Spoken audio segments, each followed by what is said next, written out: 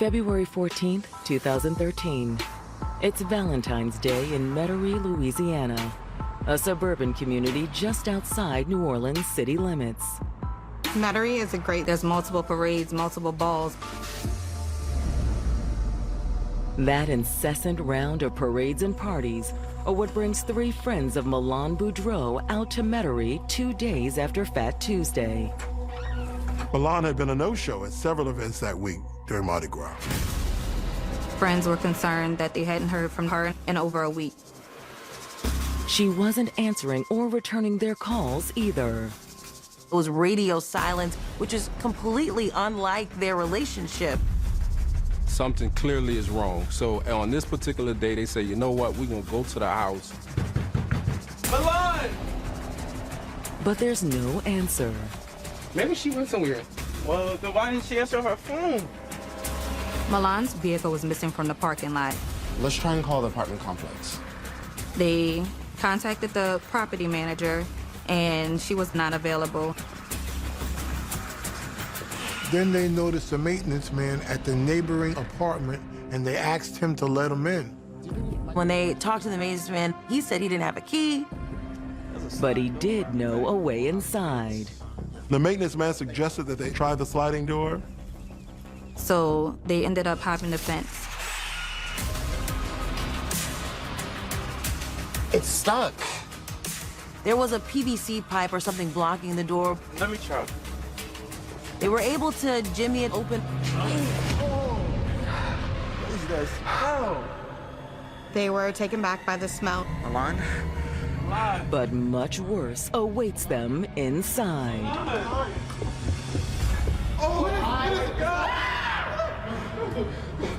They found Milan laying on the ground in the apartment.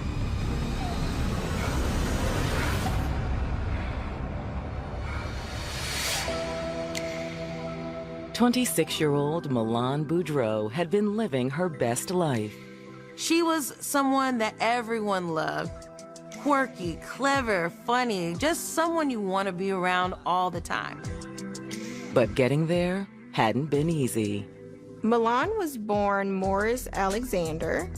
She had a very difficult time growing up as a transgender woman in the South.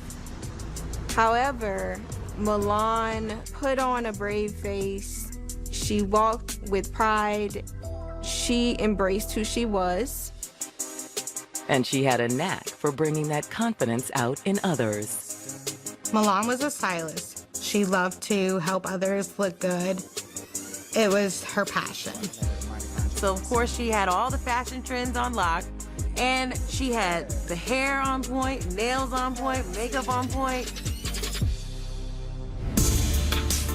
She was also very active in New Orleans' club scene. It's a place where people can freely express themselves and do not have to worry about judgment and ridicule for their personal beliefs and their sexual orientation. She loved the New Orleans nightlife and had a very close-knit friendship group. However, Milan's life wasn't all play. She was taking classes at Southern University in New Orleans. And through it all, she had the loving support of her longtime friend, Akeem. Akeem and Milan were best friends. They'd grown up together in New Orleans in this tight-knit group of friends, but the two were like night and day. Milan was the girl's girl, the fashionista, but Akeem was a guy's guy. He was on the football team, he loved his sports. They were polar opposite. But eventually, those opposites did attract. You sure about this? What do you mean? You know. Come on, Milan. It's me. Despite what society may have said or the pressures they may have felt, Akeem didn't have a problem with it. Akeem was not embarrassed about his relationship with Milan. He was very, very, very proud of who she was and who they were. He loved her, appreciated her, and wanted to be with her. So it was natural that they came together to become a couple. Once they were official, Milan moved into Akeem's apartment in suburban Metairie. Akeem was actually the one who suggested that Milan move in with him. And Milan even went as far as taking Akeem's last name because she felt so secure in their relationship. Although it wasn't yet legal, they essentially considered themselves married. This relationship was on its way to a bright future. But now, after being unable to reach Milan for more than a week, friends have found her dead body inside her and Akeem's suburban New Orleans home. Milan's friend, Celeste, she calls 911, and the audio of that call, it is heartbreaking. She's been missing for about a week. Ever since the beginning of this week, though, a group of us decided to come over here and sit in there dead. Let me get somebody over here. Jefferson Parish Sheriff's deputies respond to the scene. All right, we're gonna need y'all to wait outside. The person was deceased inside, so it's considered a code 2 call. Officers are basically on deck. We go in, we see what we have, we clear the house, make sure nobody else is inside. But as the deputies move through the apartment, they make another gruesome discovery. Hey, back here. They find another dead body. Struggling with discrimination over her identity, Milan Boudreaux had found love with her best friend, Akeem. Milan and Akeem established a relationship. People like seeing them together, and his family says that he was happy. They were a very loving couple. But now, after Milan and Akeem have been missing for over a week, Jefferson Parish Sheriff's deputies have discovered 2 dead bodies inside the couple's suburban New Orleans apartment. They knew that they had been there for quite some time because of how badly decomposed they were. They were almost unidentifiable. They were so decomposed. Start major crime. So you can just imagine how terrible that scene must have been. After deputies secure the scene, homicide detectives arrive to begin their investigation. They were trying to determine what went wrong in this apartment. There's speculation as to what occurred. Is it a murder-suicide? Is it a home invasion? Based on the condition of the apartment, a home invasion appears unlikely. There were no signs of forced entry. They were also able to rule out that this was a robbery. No large ticket items were missing. However, neither victim had a cell phone on them. And while the detectives suspect the victims are Milan and Akeem, what happened inside the apartment is less clear. Due to how badly the bodies were decomposed, they were unable to tell on scene exactly the cause of death. Although there are some clues.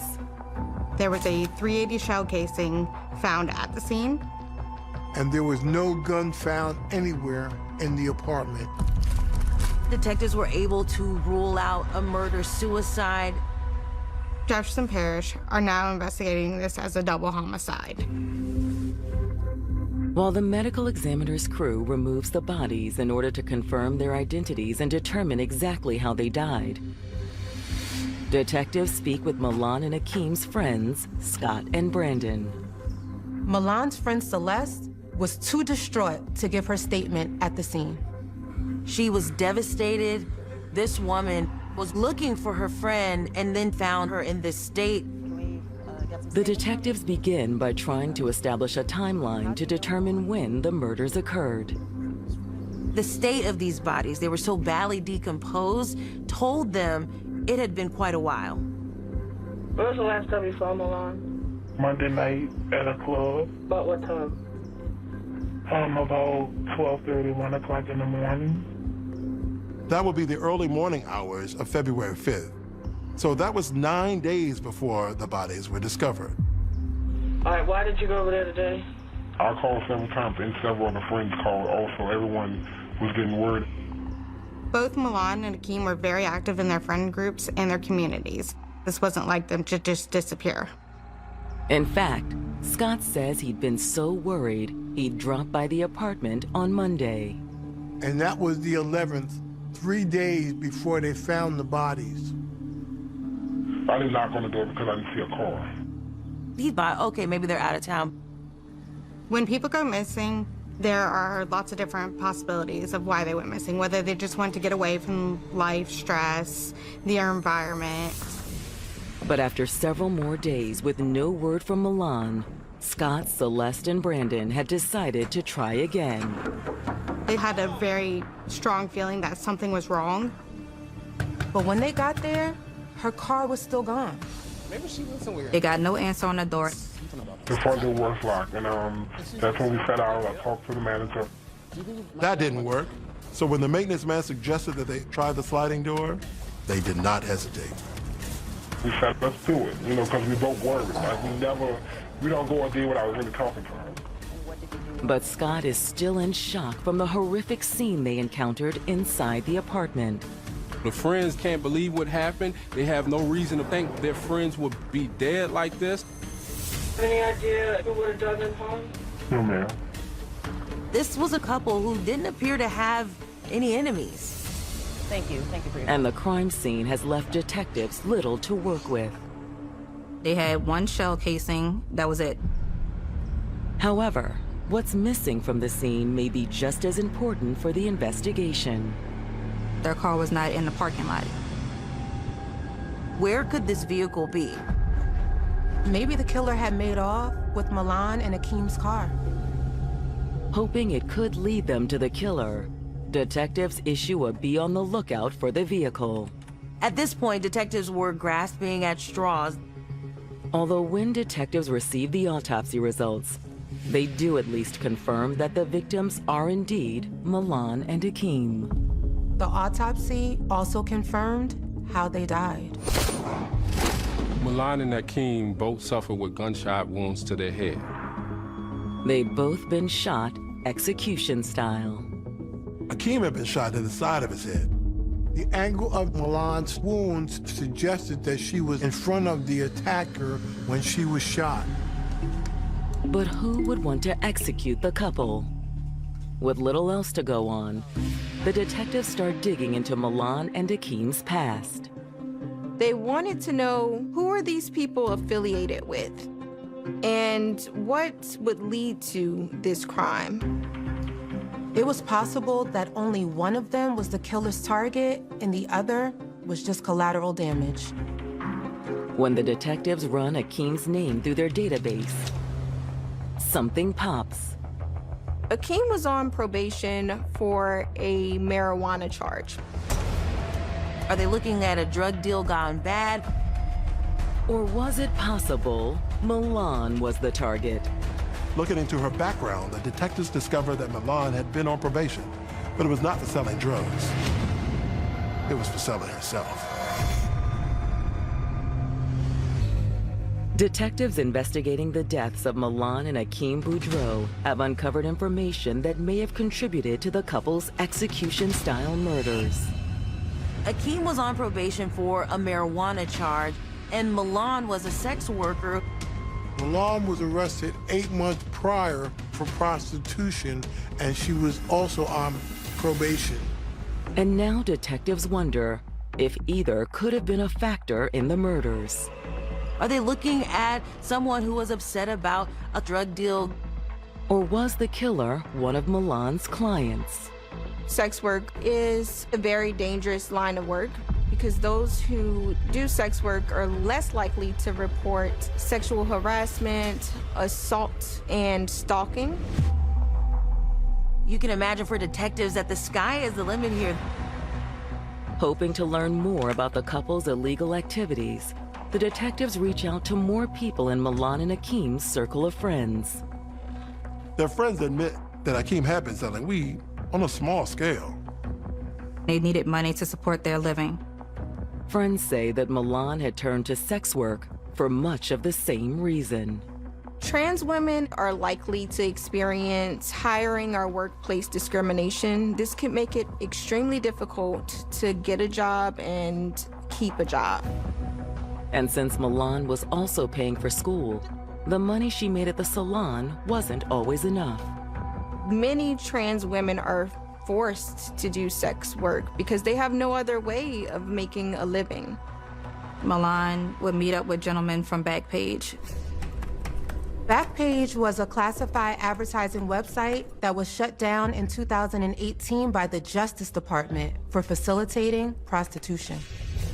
It might have not been the ideal thing to do, but they were young, in love, and they needed money. And in light of the inherent danger of sex work, friends say the couple took precautions. That's him.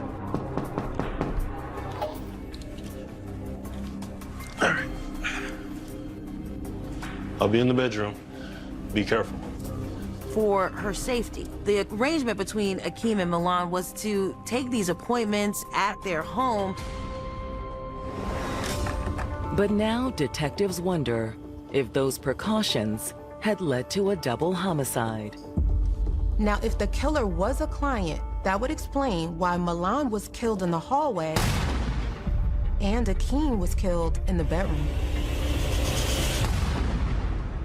Hoping the mystery client may have contacted Milan to schedule the appointment, the detectives subpoena her cell phone records. That might also explain why her phone was missing. The killer might have taken it, thinking that their number would show up in the call or text logs. Then, while waiting for the phone records, detectives receive a call from Milan's mother. Homicide. After the police released the crime scene, she and Akeem's family started cleaning out the apartment. Yeah, we were cleaning out their things and I noticed something. Milan's mom realizes her laptop is missing. it wasn't on the list that you gave us. Did you guys take it into Evidence? No, ma'am. So now there's no car, there's no cell phone, there's no laptop. Detectives assume the killer took it for the same reason they may have taken her phone. Since Milan was advertising via an internet site, the computer may contain information leading to the killer. But when they receive Milan's phone records, they don't get detectives any closer to identifying a suspect. The calls and texts Milan made prior to her death were only to her friends and family. So she must have been using email or a texting app to talk to clients. With her phone a dead end, the detectives focus on Milan's missing car. Detective, can you come look at this? They pulled traffic footage from the area around Milan's apartment, and they see Milan's car. On the video, it appears to be traveling away from the apartment. The timestamp was February 5th at 9 p.m. The detectives are convinced that the killer had made off with Milan and Akeem's car. But if detectives can find it, will it lead them to Milan and Akeem's killer? On February 16th, 2 days after friends found Milan and Akeem's dead bodies inside their apartment, police in Baton Rouge respond to a domestic disturbance call. Baton Rouge is about 80 miles outside of New Orleans. Get in the car. Get in the car. They were called out to a domestic violence altercation in the middle of the street. When the police arrive, they find a man beating a woman outside a car that's stopped in the street. Once he realizes the police are there, the man tries to make a run for it. Hey, stop. He doesn't get very far. Police catch him. The man's name is Melvin Miller. The woman he was assaulting was his girlfriend, Sienna Hampton. Put your hands behind your back. But will an assault charge be the only thing Melvin's facing? When the police run his tags, they find something really suspicious. He was driving a dead woman's car.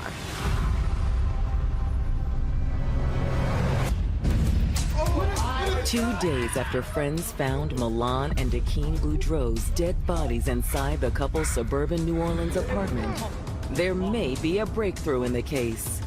Police in Baton Rouge have reached out to Jefferson Parish, letting them know they have a man in custody who has possession of Milan's vehicle. Thank you. They found the car. We gotta go.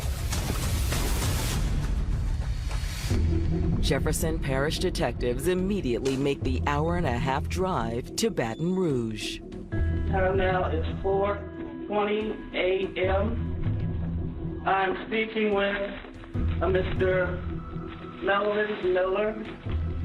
They have questions for this man. They want to know why a man in Baton Rouge is driving Milan's car. But when they ask him how he ended up with Milan's car, Melvin says he had no idea it was stolen. Melvin stated that he had bought the vehicle off a gentleman at a gas station on Plank Road in Baton Rouge. There with the for sale sign in it? Yes, ma'am. Melvin said that while he was looking at the car, a man approached him and started negotiating the price. He asked me how much I had, like $800. He's like, okay. He says he handed over the $800, and the man had simply given him the keys. Did you get a bill of sale or anything? No, ma'am. The title? No, ma'am. In fact, Melvin said he didn't even get the man's name. He said he seemed to be in his 20s, he had dreadlocks. You didn't get a phone number? No, ma'am. I ain't had no phone. Melvin had an answer for everything. But the detectives have their doubts. You trust him enough to give him $800 and not get a piece of paper? Yes. What if he came back and said, I want my car? Melvin claims the man selling the vehicle was not going to come back for the vehicle and it was most likely just going to be his. He says the car was probably what's known as a rock rental. A rock rental is you renting this car from the person that owes you drug money. So since they don't have the money for their drugs that they're getting from you, you take their car until they're able to pay you your money. It's essentially collateral.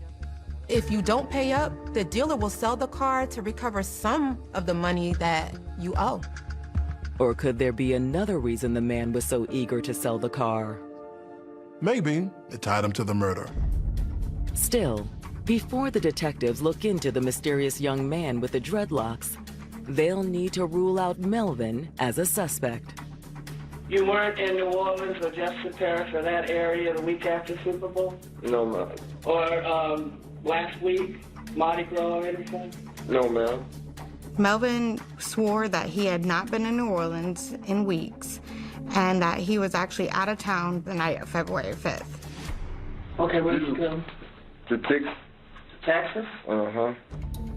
Melvin tells detectives he'd taken a bus to Dallas. What bus? The Greyhound bus. You saw the ticket? No, ma'am. It's at this point Melvin's alibi begins to get a little bit shaky. You got the ticket in your name? Mm-mm. What name did you use to get the ticket? Somebody else's name. I ain't want my girl to know that she don't like me leaving town. My girl, that's why. Melvin told investigators that he was going to see another female in the Dallas area. Okay. All right, but you didn't go to New Orleans? No, I didn't be making noise. Okay. And you didn't get that car in New Orleans? No. He started to get defensive, asking the detectives why they were so interested in his new car. That's when detectives drop the bombshell. The car you're in belongs to somebody that's dead. All right. That's why you're here. That's why you're here. The person who owned the car was murdered, and the car was taken. At that point, Melvin Miller then asked for a lawyer. You want to end the interview and get a lawyer? Yes, ma'am. However, while asking for an attorney allows Melvin to stop the interview, it doesn't keep him out of jail. Investigators are able to hold him on a parole violation of possession of stolen property, which would be Milan Boudreaux's vehicle. For the moment, they don't have enough evidence to charge him with murder. Although when the detectives start digging into Melvin's alibi, they soon sense they're on the right track. The first thing that investigators looked into was the woman in Dallas. There wasn't a woman in Dallas, Texas with the name that he gave. Canvassing the gas stations on Plank Road is also a dead end. There is no evidence to support Melvin's story about buying the car. Nothing was adding up. It quickly becomes evident that Melvin Miller is not telling the truth. However, there is still one thing missing. Detectives hadn't been able to place Melvin anywhere near New Orleans at the time of the murder. But will that change when the detectives receive an urgent call on February 19th? That's 3 days after the Baton Rouge police had caught Melvin with Milan's stolen car. Okay, why don't... While Melvin is being held for that parole violation, and the story about Akeem and Milan Boudreaux's murders are all over the news, they receive a tip from a friend of Milan's. Milan's friend is a trans woman named Christine Harper. She says she has important information for the detectives, so they bring her in for an interview. My friend said that they caught a guy in Baton Rouge with Milan's car, that he's in jail. She said the guy has a tongue ring. Christine says she knew exactly who her friend was talking about. She said that it immediately came to my mind, the guy, Melvin Miller. Christine told investigators that she had been talking to Melvin through Facebook, and he had expressed interest in her. He was a guy that had a thing for trans women. A little over 2 weeks ago, they tried to arrange a meeting. Christine says she and Melvin never did hook up. But the date of the abortive encounter does catch the detectives' attention. They were supposed to meet up on February 5th. So that's the Tuesday after Super Bowl. Yeah. That's the day Milan and Akeem were murdered. And according to Christine, Melvin was in New Orleans. He specifically called me to say he was on Canal Street. Milan Boudreaux has just told detectives that Melvin Miller, the man detectives suspect killed the 26-year-old and her boyfriend Akeem, was in New Orleans at the time of the murders. Christine received a message from Melvin saying that he was going to be on a Swift bus coming into town to see some friends in the New Orleans area, and he wanted to come by and hook up. She said they mostly communicated over Facebook or KRK Messenger. It's like a free messenger app. Unlike regular text messages, KIK would leave no regular text messages on someone's cell records. However, according to Christine, Melvin did call her once, on the day of the murder, to tell her he was in New Orleans. I thought I would have to pick him up from the bus station, but he already said he was here. Now Melvin's been caught in another lie. Not only did he say he hadn't been to New Orleans, he also told detectives he didn't have a phone. Yeah, did he give you the impression he was going to come over and see you? Yes, he did. But according to Christine, Melvin never showed. I was like, just forget it. Yeah. Lose my number and delete. However, while Melvin didn't hook up with Christine that Tuesday, the detectives suspect he continued looking for a good time while he was in New Orleans. If he was looking to meet up with a trans woman, he might have had an appointment with Milan. And it looks far more likely when the detectives show Christine a photo lineup that includes Melvin's mugshot. Christine picks Melvin out of the lineup, saying, "That's the guy." That's him. That's him. This one right here? Yes. All right. But is it enough for an arrest? Melvin only told Christine he was in New Orleans. She never actually saw him there. All right, thank you. Looking for confirmation, detectives subpoena Melvin's cell phone records. Investigators subpoenaed the cell phone records to be able to pull his geographical location. What they find is damning. Once the records are turned over, investigators find out that Melvin was indeed in the area on February 5th. His phone pinged off a tower about a mile away from Milan and Akeem's apartment. And thanks to Christine's story, detectives have a pretty good guess why he was there. Melvin was trying to link up with Milan for a sex date. However, while the phone records put Melvin at the scene of the crime, there is still a piece missing. Detectives don't have a murder weapon. Hoping to get a lead on it, the detectives head back to Baton Rouge to talk to Melvin's girlfriend, Sienna Hampton. Sienna's the woman Melvin had been assaulting when they found him with Milan's car. When detectives meet with her, they learn she is also transgender. We want to start off, who is your boyfriend? My boyfriend is Melvin Miller. And you're in a dating type relationship? Yeah, I guess he would be what you call a down low boy, and we have been having a down low relationship for the last 10 months. Down low means that someone is hiding a part of themselves that they are ashamed to reveal to the rest of the world. He tried to hide her from his friends, and he didn't like for anyone to know that he was dealing with anyone that was trans. Sienna confirms Melvin left town on the morning of February 5th.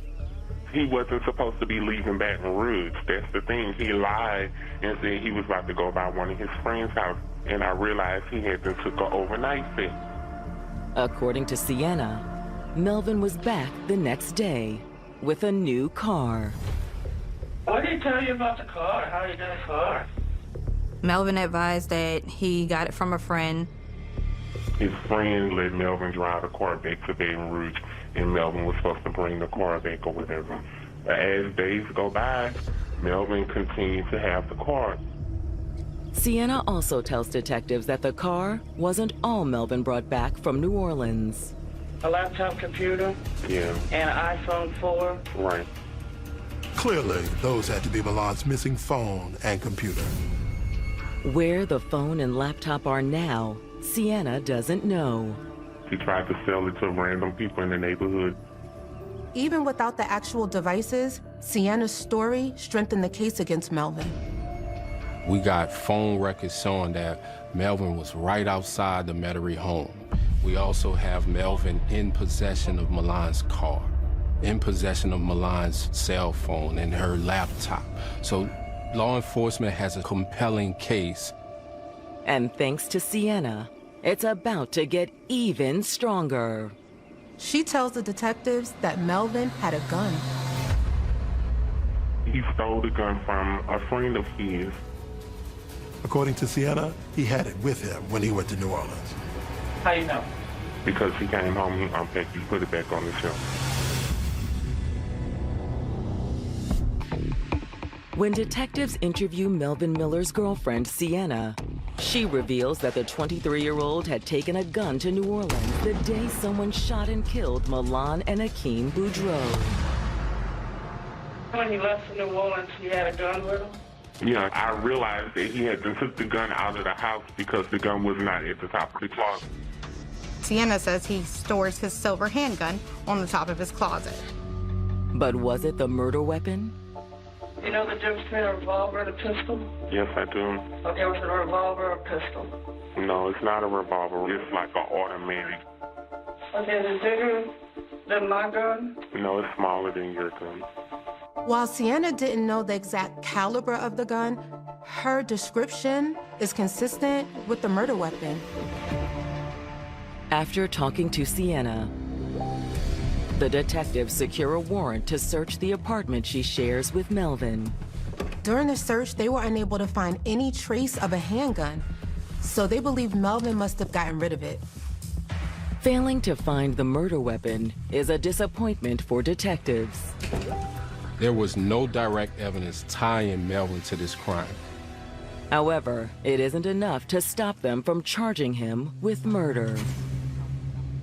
Melvin is charged with second-degree murder for the killing of Milan Boudreaux and Akeem Boudreaux.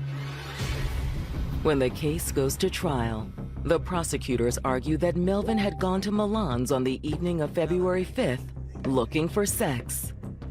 Prosecutors believe that this was not a premeditated crime. If anything, murder was the last thing that Melvin had in mind. Way more prettier than the pictures. Aren't you funny? Prosecutors theorized that Melvin assumed he would be alone with Milan. But he soon realized that wasn't the case. Sorry, I'll give y'all some space.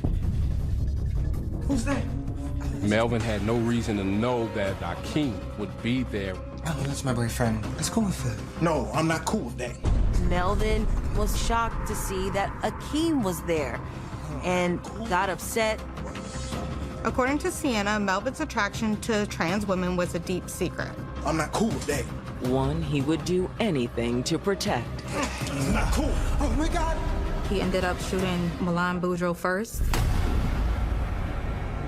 And then he went on and killed Akeem Boudreaux in their bedroom. Malone, what happened?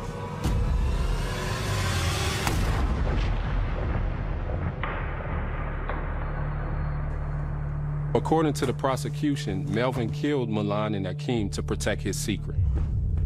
Prosecutors suspect Melvin took Milan's phone and computer for the same reason. If they've been in contact on messaging apps, that info could be on either device. And then he took Milan's car and drove back to Baton Rouge. He was still driving the car almost 2 weeks after the murder. When it's the defense's turn, they argue that there's a perfectly innocent explanation for why Melvin had Milan's car. The defense stands by Melvin's original story that he bought the car from a man with dreadlocks at a gas station in Baton Rouge, and that he was the actual killer, not Melvin. We had no witnesses saying that Melvin committed these crimes. We had no video evidence to show that Melvin went in the house. It was purely circumstantial. But will that be enough to raise reasonable doubt with the jury? The jurors find Melvin guilty on 2 counts of second-degree murder. He's sentenced to life in prison without the possibility of parole. Not that any amount of time can make up for everything Melvin destroyed in his moment of panic. Milan and Akeem lost their lives, mainly because Melvin didn't want to express his true identity, or he didn't want people to know what his sexual preference was. Marginalization, systemic oppression, hate crimes, all of these things matter because it trickles down to the individual person or the individual people. It's a shame that Melvin couldn't live his truth, and because of that, he took the lives of 2 people who did live their truth. It's just a horrible thing that this was a gruesome murder of 2 people in love.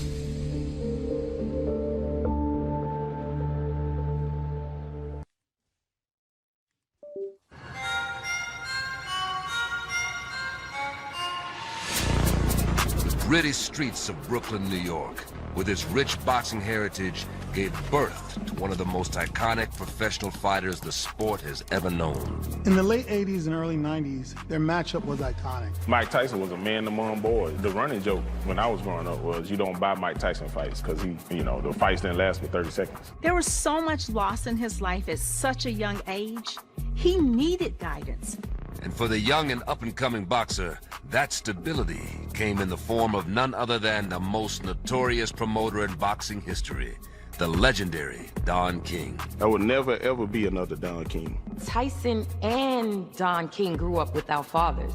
That's probably the one thing King could relate to when it came to Tyson. Their partnership was legendary, marked by staggering victories, record-breaking earnings, and an aura of invincibility.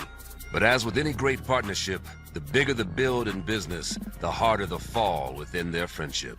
Their relationship was in essence a struggle for power. When it comes to managing clients' finances, we don't do it. It's church and state, we keep them separate. The assault highlighted the dark undercurrents that had long plagued their relationship. From egos to missing money, dangerous accusations to near deadly assaults.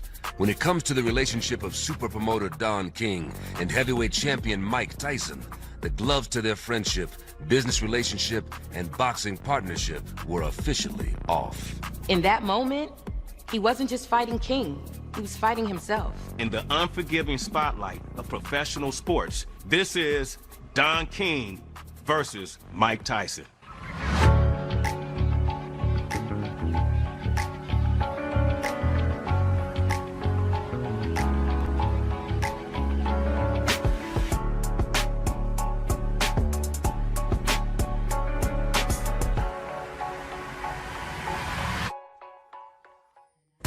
In the entire world. In the world of professional boxing, Tyson, with his ferocious power and unparalleled skill, dominated the ring. Growing up in New York, Mike Tyson was larger than life, and heavyweight boxing was on fire and something that was going to take the world by storm. Absolutely, I was a fan of Mike Tyson. I knew Mike Tyson first from Brooklyn, around the way. Mike and his family is how I met my ex-husband. Zab Judah. At that time, Brownsville seemed like one of the most dangerous neighborhoods in New York. Gang violence, drugs, you name it. A self-proclaimed street kid, fighting was a way of life for young Tyson. By the age of 13, he had already been arrested 38 times. His saving grace? A school for boys in Jonestown where he discovered the sport of boxing, where he met trainer Bobby Stewart.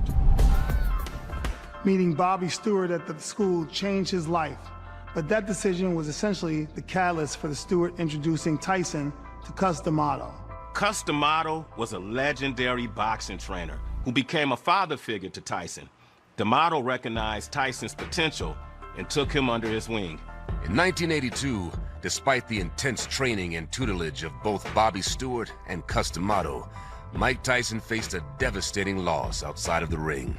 His mother, Lorna Mae Tyson, died of cancer, leaving Tyson and his siblings orphans, a TKO young Tyson wasn't prepared for. Faced with the decision to fill the immediate void of his pseudo-son and his prized up-and-coming fighter, Cus stepped up and legally adopted Tyson, welcoming him into his family's life. Cus D'Amato became a father figure to Tyson. Cus wasn't just his coach, he was a father to him, and he was family. With the sudden death of his mother and not-so-distant checkered past behind him, the goal of a heavyweight championship and title belt eagerly laid ahead of him. And with Cus, Tyson, and his carefully crafted team in place, the trio set their sights on winning bout after bout, fight after fight, and round after round, until he found himself with several team titles and 2 Junior Olympic gold medals. Yet unfortunately, his continued success was halted with another traumatic loss. And on November 4th, 1985, Cus D'Amato died of pneumonia at age 77. And as the young Mike said goodbye to his manager, father figure, and friend, a new authority figure entered Tyson's life, with his eyes fixed on the prize and the potential of Iron Mike. Cus died at the end of '85, and Tyson's mother passed in '82. He was a broken, vulnerable kid when Don came into his life. Legendary boxing promoter Don King was a flamboyant and controversial boxing enthusiast. He was notorious even before the world knew him. Don King was like the pimp of the boxing world. The world had never seen a man like Don King. He was a black man and proud to be an American. The suits, the hair, he was a brand before we knew what a brand was. King served time in prison for manslaughter. King killed a man for owing him $600. And 13 years before that, he shot someone. It's alleged that he had mafia ties even back then. Listen, Don King was an underground, low-key gangster from the streets. That's just how he rolled. By November of 1986, a mere year after the death of Tyson's manager and adopted father, Cus, Mike Tyson went on to become the youngest heavyweight champion in history, defeating Trevor Berbick for the WBC crown. In March 1987, he added the WBA title to his career folio. And by 1988, after having been lured into the management of Don King, Tyson was crowned the undisputed heavyweight champion of the world, solidifying the theory that anything King and Tyson touched turned to gold. At that time in the boxing world, Don King was literally considered the best at what he did, even if you would think he had the worst reputation. When you meet new talent and you see stars, you get excited because it's fun to watch guys do great things. And for you to be a part of their success, King looked at him and said, this is a financial opportunity for us. Clearly, there was a darker side to this story for both Don King and Mike Tyson. King began promoting Tyson's fights. Their partnership brought immense success, leveraging Tyson's ferocious style and King's promotional expertise. He was more than just a promoter to him. He became a central figure in Tyson's life. So whether it was for Tyson's benefit or King's own gain remains to be seen. He was a broken, vulnerable kid when Don came into his life. Given the new boy, Don went in thinking he could truly help Mike.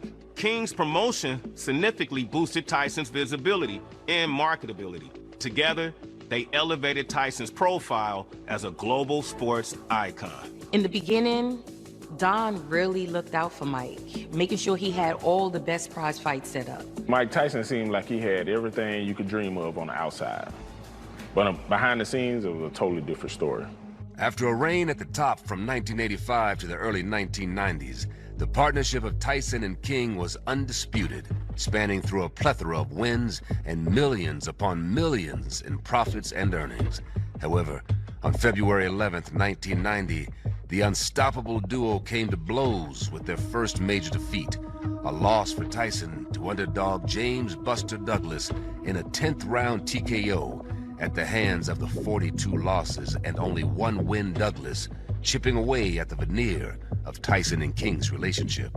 The media portrayed their relationship as both powerful and contentious, painting a picture of a troubled partnership. These challenges began to spill over into his professional life, affecting his performance, focus, and his relationships, especially with King. A sports agent role is to make as much money for you as possible, not to take your money. My goal for my clients is to put a team around them so that they're the ones that are making their own decisions. I think anytime you try to get involved, you're crossing the line. It shouldn't be done. With the recent loss to Buster Douglas, Tyson turned his attention toward King, accusing King of cheating him out of millions of dollars. Considering Don King's history with other fighters, the accusations didn't surprise anyone. This wasn't the first time that King had cases of fraud filed against him. Muhammad Ali, Larry Holmes, Terry Norris, they all sued him, but they're settled out of court. Accusations swirled that King was skimming money from Tyson's fight earnings, overcharging for services, and mismanaging his finances. Yeah, I've seen cases where people shouldn't have been in business together. They was losing money, just making bad decisions, having bad ideas, never agreed upon anything. Growing up in poverty made him grow accustomed to not trusting people, made him accustomed to being skeptical. After a decade-plus long partnership and over $100 million in profits and earnings, rumors of unfair percentages and crooked contracts began to spread amongst the boxing community. At the forefront of the whispers and accusations was none other than Iron Mike Tyson's manager and friend, Don King. And after his recent loss to Buster Douglas, as well as the growing concerns surrounding the accusations of Don King stealing money from his clients, paranoia for the prize-winning fighter set in, causing the once heavyweight champion to go from winning to wonder about his future in boxing and his money. Tyson had so much lost in his life at such a young age. The foundation of their partnership was fraught with financial disputes, allegations of exploitation, and deep-seated personal tensions. For years, Tyson felt like Don cheated him out of millions. The intense pressures of fame, combined with his personal struggles, led to mental and emotional turmoil for Tyson. Boxers are trained to kill every day. I'm not sure that they know how to turn that off and on like a light switch. It's difficult to say how fame affects different people. When you come from the streets and grow up with nothing, and then you get millions, I mean, some might say the money changes you. Tyson had been drinking a lot and reached his breaking point with King. Mike was under a lot of stress, going back and forth with Don King about his finances, and it was beginning to take a toll on him. As the relationship deteriorated, it built up a reservoir of resentment and anger in Tyson. It was alleged that he often felt overwhelmed and isolated, which affected his behavior and decisions. The mental space that Tyson appeared to occupy served to magnify an already complicated and dysfunctional relationship. And yet, despite their tensions, Tyson had not completely severed ties with King. King agreed to fly Tyson to Florida on his private jet to discuss this new deal. The tension and unresolved issues culminated. And as those tensions reached their breaking point, Tyson threw a legal uppercut in 1998, filing a $100 million lawsuit against his former promoter and manager, Don King. The lawsuit claimed that Tyson faced repeated fraud, which killed him financially. I believe that was the largest amount that any fighter had ever sued King for. Mike and King's relationship was like father, like son. But once the money rumors started coming up, it's like everything went left. This was more than just a fight for money. It was about power. King manages to somehow get out of the car, and Tyson ends up...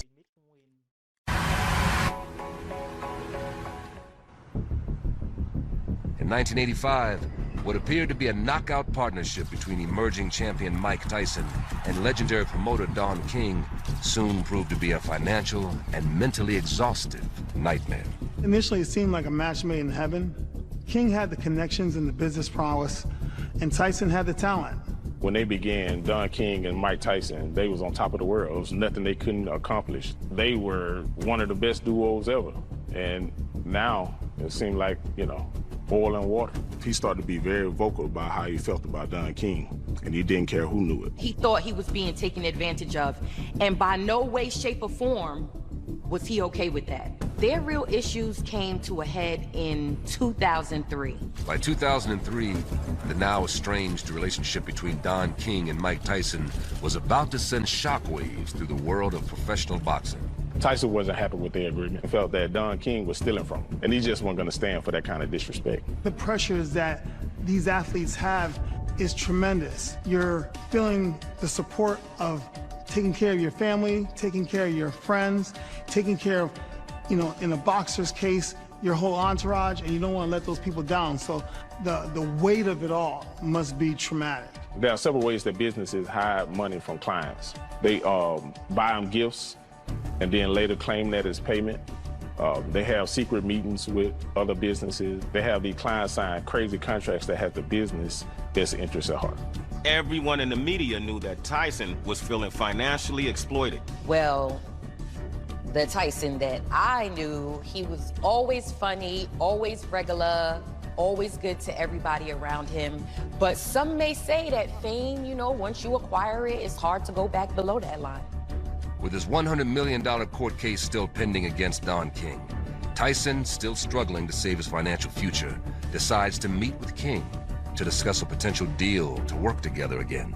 King was hurt by the accusations, but if he did take the money, then why would he be hurt? But if he didn't take the money, then I could see him being hurt because of how close he was. Reports showed that he was like $60 million in debt. He probably felt like he had no other option but to work it out with Don King. On May 3rd, 2003, optimistic about the upcoming meeting, Tyson boarded King's private jet to Florida with his friend and business associate, Jacqueline "Jackie" Rowe, and his girlfriend at the time. Tyson was flying to Florida to see if he could make amends with King and possibly work out a new $20 million deal in which King would start promoting him again.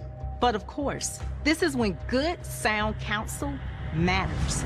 Later that evening, Mike Tyson would make a decision that would come with a painful physical cost to King and fill Tyson with an immense amount of regret and remorse. I mean, you're actually poking at a bear when you messing with a boxer. I think Mike is, at the time, distressed, he's worried, he doesn't know what his next move is gonna be. So his goal is to see if he can make this work out.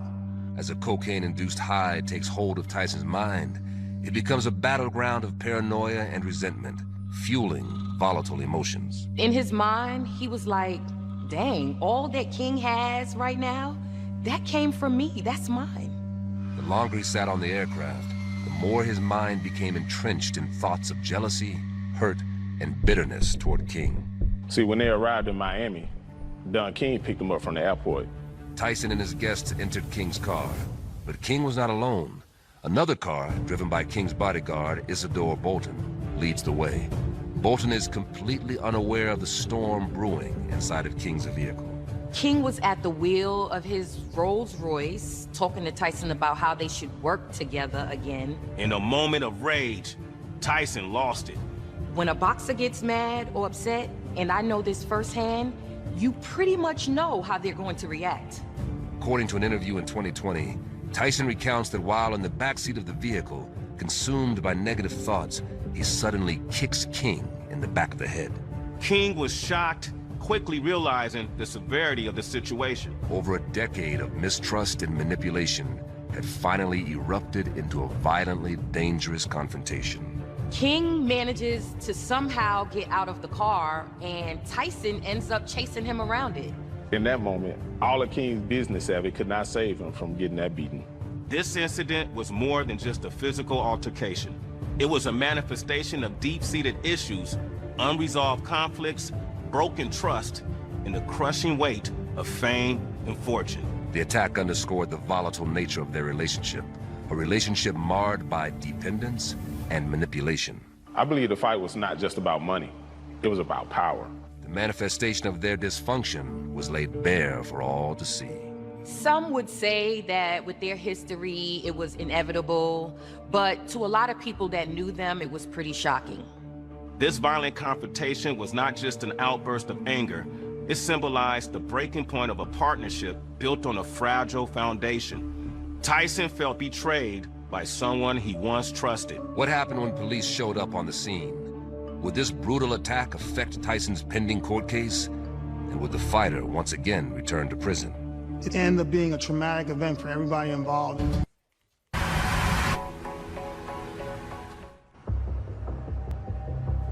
On May 3rd, 2003, Mike Tyson, Jacqueline Rowe, and his girlfriend boarded Don King's private jet to Florida for a business meeting between Tyson and King. What began as a promising encounter quickly escalated into a dramatic event that would alter their lives forever. From what I've read, what led up to the incident was Tyson and King had agreed to meet about developing a new deal in which they would work together again. This night will impact Tyson's future in boxing forever. And I think it's very telling that King was involved. Financial mismanagement by those he trusted, constant legal battles, and personal demons haunted him. During the flight to Florida, Tyson indulged in the use of cocaine, a drug known for its adverse physiological and psychological effects. Upon landing, those effects were evident. In cases where drug use is prevalent, people generally exhibit erratic behavior, impaired judgment, and overall bad decision-making. These factors were clearly at play in this situation.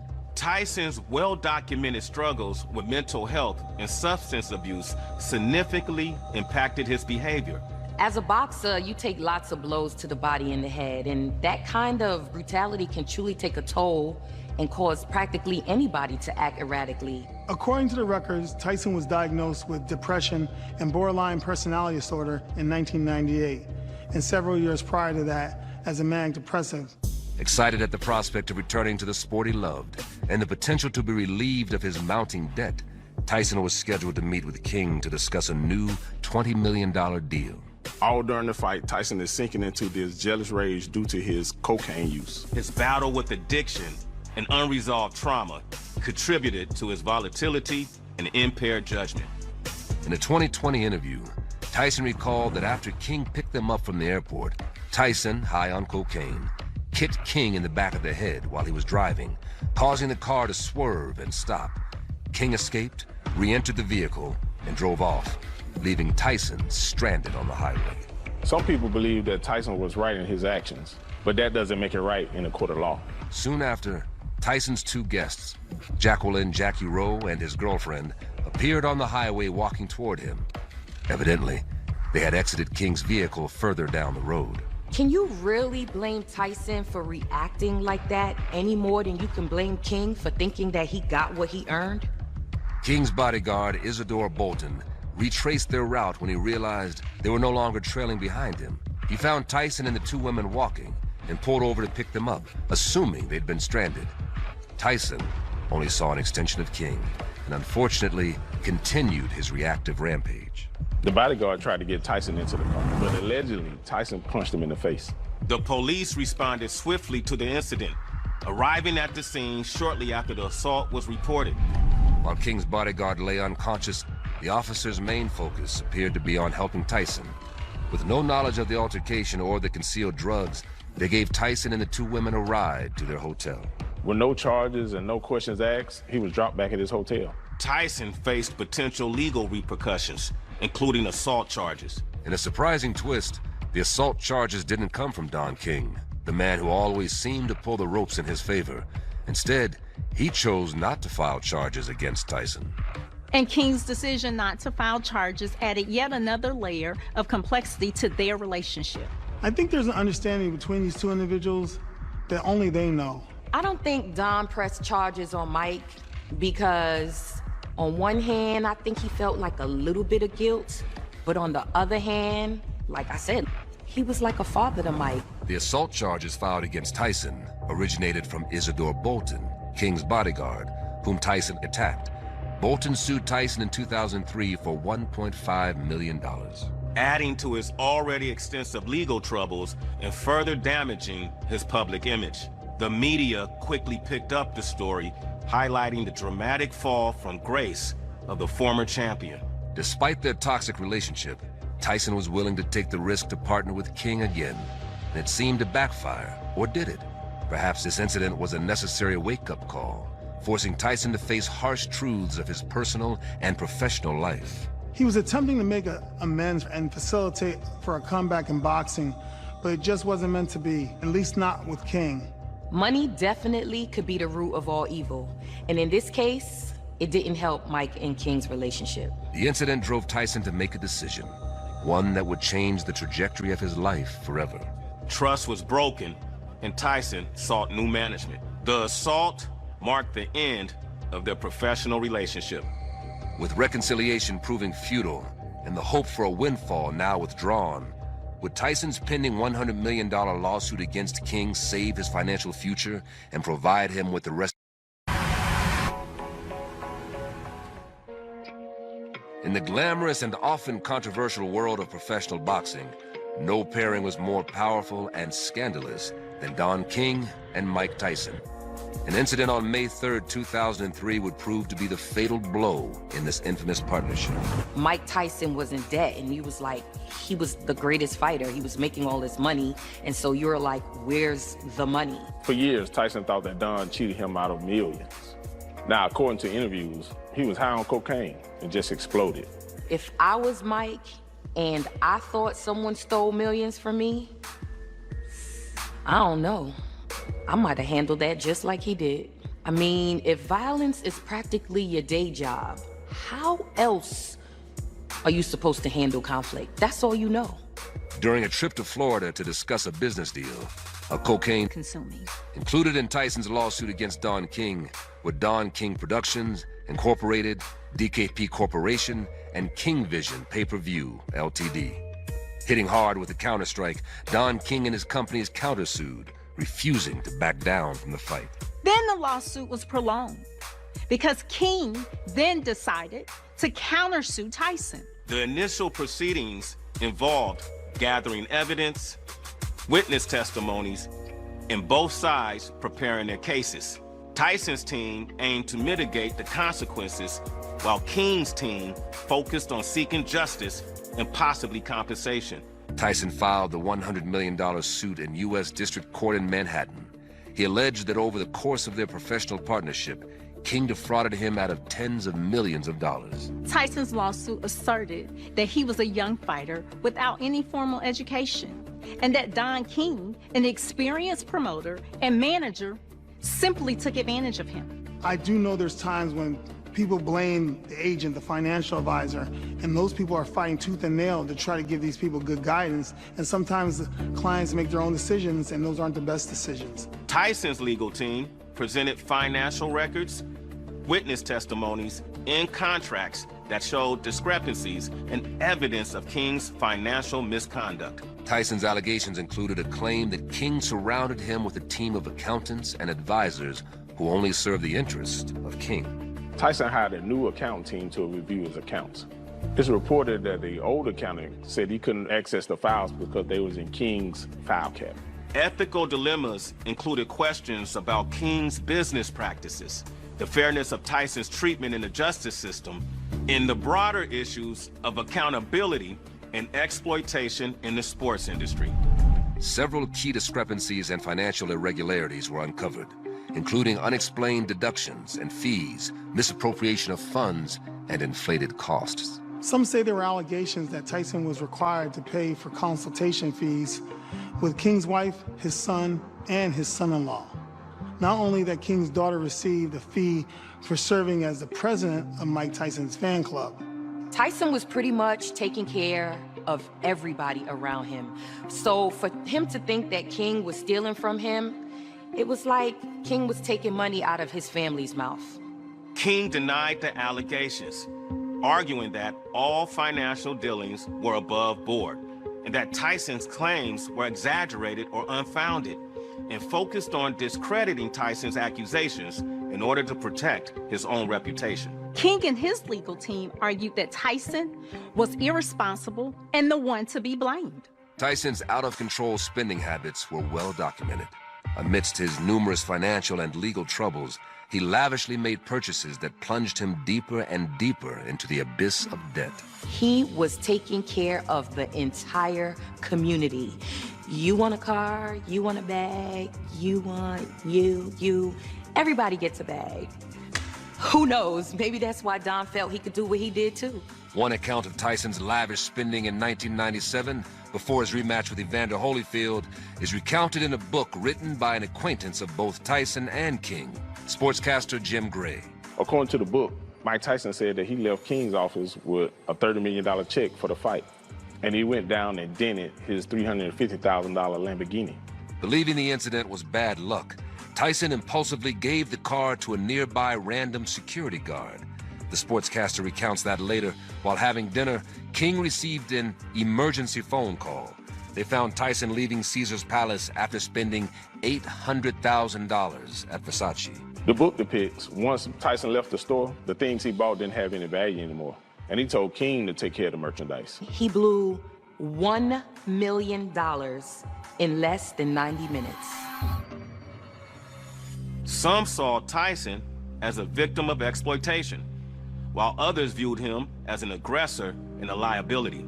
King may have fiercely defended his position in the lawsuit due to the attack, but the ongoing legal battle only worsened Tyson's significant debt, leaving him with no choice. In August of 2003, Mike Tyson filed for Chapter 11 bankruptcy.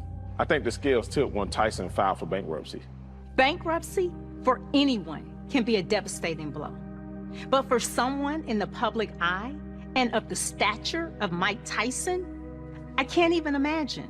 The bankruptcy was certain to relieve him of some of his financial burdens, but it would be another year and additional court fees before the case between Tyson and King was settled. And then after all of that, in June of 2004, they finally settled the case out of court. The settlement, in which King agreed to pay Tyson $14 million, was significant as it brought a formal resolution to their legal battle. Listen, for King to agree to settle and award him as much as he did was still a win for Tyson. It acknowledged some level of wrongdoing by King and provided Tyson with financial restitution. When you have a client and you're not on the same page, there's times when you part ways, there's times when you try to work it out, and there are times when you don't speak ever again.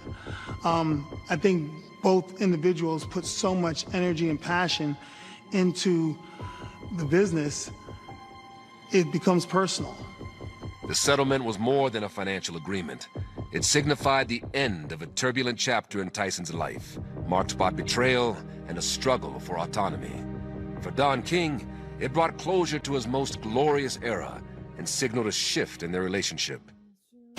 Real celebrities, true crime. We give you the stories behind the headlines. We tell you what happened to them, and we give you the aftermath of the case. Don't miss.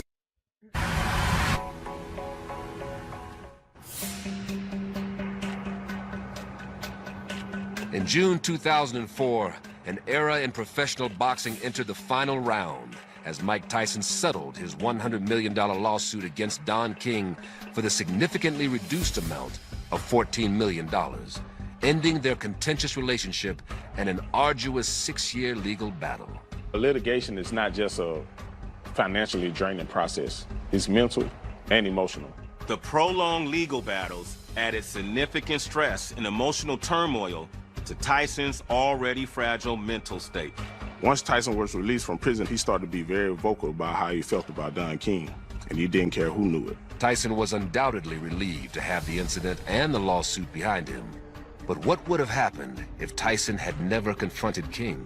That's a great question. If that incident didn't happen, King and Tyson would have went down as the greatest duo as promoter and boxer of all time. Had Don operated all the way on the up and up, maybe everything would have been different. without the assault, Tyson might have avoided some of the legal and financial troubles that followed, potentially achieving even greater success. I think Tyson had a lot of major wins left in him. But after the attack and the lawsuit, he just wasn't the same fighter. If the attack hadn't happened, and Tyson and King had pursued their new deal, it's possible that a third party fully invested in Tyson's interests could have helped them launch a new chapter together. Addressing financial disputes early could have prevented the buildup of resentment and mistrust, possibly leading to a more stable and productive partnership between Tyson and King. And I've been blessed to have some of the best athletes in the world, literally, at their sport. And they've gone on to do great things. And when you have great players like that or talent, you want to keep that together. As a law enforcer, the way you have to go in those kind of situations is get you an attorney that you can trust, someone outside of the situation. The cornerstone of any thriving business partnership relies on communication, honesty, and accountability from both parties.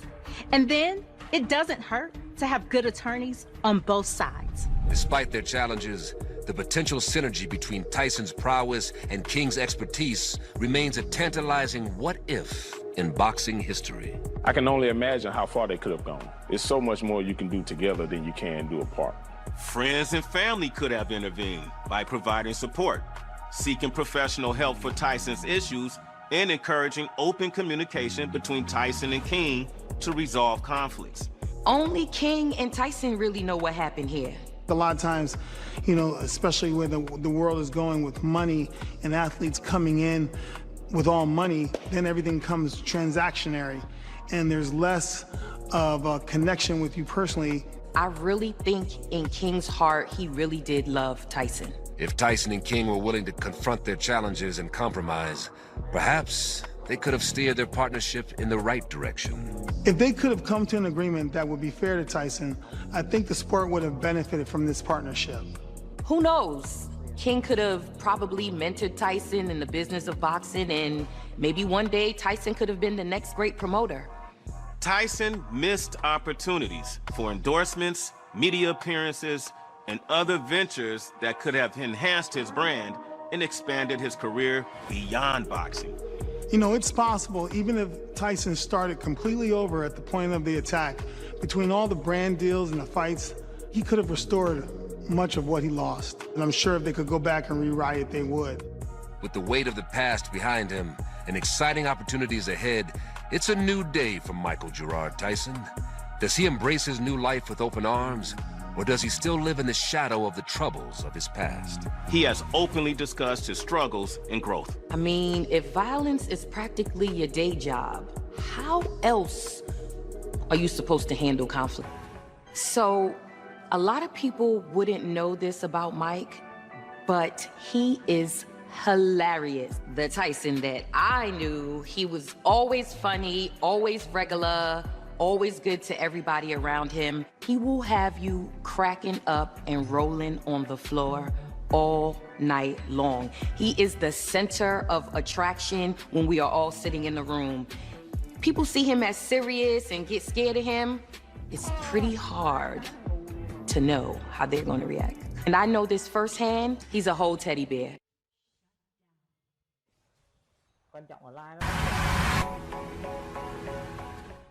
The explosive partnership of Mike Tyson and Don King remains legendary in the history of professional boxing. With their electrifying moments and groundbreaking events, they leave an indelible mark. Despite their separation, their contributions reshaped the popularity of their beloved sport. I think in Mike's head, he felt he was the poster child for exploitation. Ultimately, only King and Tyson really know what happened here. Things could have been different for him, you know, had that attack not happened, but you know what? It did. And no one can change that. The incident had a lasting impact on Tyson's career. However, it also set the stage for his journey towards redemption and self-improvement. It marked a turning point in his life. And it seems like he, you know, confronted his demons, and he seems like a better person for it. Their tumultuous partnership serves as a poignant reminder of the human cost behind the glory. One of my favorite quotes from Mike Tyson is, "Everyone has a plan until they get punched in the mouth. Even after all of the blows, Mike Tyson is a great example of processing and overcoming trauma and what it means to grow and mature as a human being. Now, with the attack of King behind him and financial stability restored, Tyson appears to be on a path of recovery and renewal. I remember watching Tyson's growth, and I was so happy for him when I saw him on Broadway in that one-man show based on his book. That was an incredible stand-up. How many people can say that they actually turned their life around? Tyson has worked on rebuilding his image through media appearances, acting roles, and his popular podcast, Hot Boxing with Mike Tyson. Mike did movies, he got remarried, he got his finances, his affairs back in order. He was straight. Despite his checkered and tethered past, Don King remains an undisputed, legendary boxing promoter in sports history. King Boxing, I mean, he made it. He made it a fan favorite. If you look now, boxing doesn't have the presence it did when King was there. So I think he'll always be remembered as the icon who brought boxing to its highest point. There will never be another Don King. King's legacy is secured in professional boxing as the greatest promoter the sport has ever seen. Likewise, Tyson's incredible career has given him a place in boxing as one of the greatest heavyweight fighters in the history of boxing. He's known as one of the greatest heavyweight fighters ever. I think he's the type of guy who's just not a quitter and is going to always find a way to win. As a fan of Mike Tyson, I just felt like it was unheard of the things he was doing, knocking people out in the first round. Before him, there was nobody doing those kind of things. But when it went bad, it was just hard to deal with as a fan, just hard to see him like that. I'm glad he's on the path that he's on now. Ali is the greatest of all time for a generation that came before us. But Mike Tyson, he is the greatest in our generation. He was born to box. He was a warrior then, and he's a warrior now.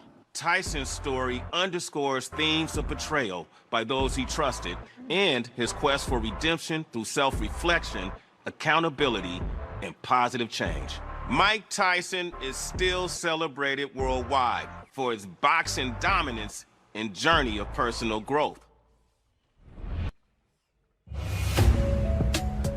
Orange, New Jersey, 1996, the Gateway City. A gritty landscape where faded dreams clash with desperate ambitions. Living in a strange balance of urban nostalgia, hope is a dangerously rare commodity. But amid the shadows and struggle, one group was on the cusp of changing the game. Their story born in the trenches, where every decision could be the last. And in this moment, a breaking point was fast approaching for one of its homegrown heroes, one that would either cement their legacy or tear it apart. It was a dark, looming cloud over the music business at that time, and people were looking for answers. Bad things just kept happening to the group. With gangster rap, the lifestyle really does have a lot to do with what actually happens in real life.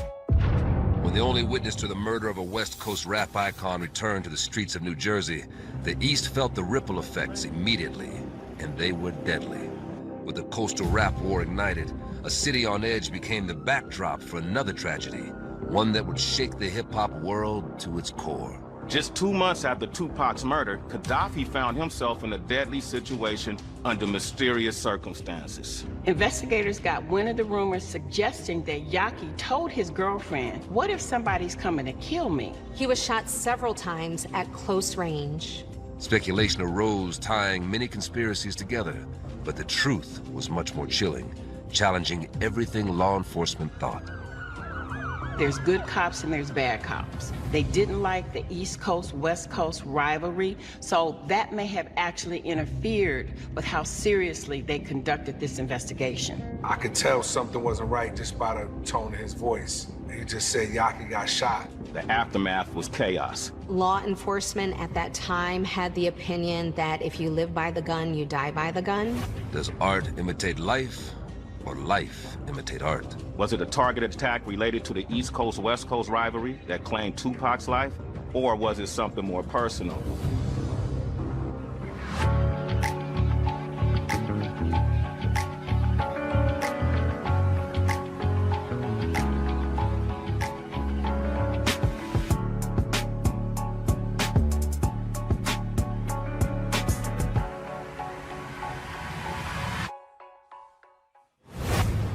November 16th, 1996, Orange, New Jersey. A raw and unforgiving landscape defined by aspirations and hidden fears. Gangster rap emerged as a powerful force in the 90s, boldly narrating harsh truths that blurred the line between art and reality. Gritty streets witnessed the rise of the Outlaws, a group defying the odds. Yet a series of horrific events would shatter their world and leave a dark imprint in hip-hop that would resound through the streets forever.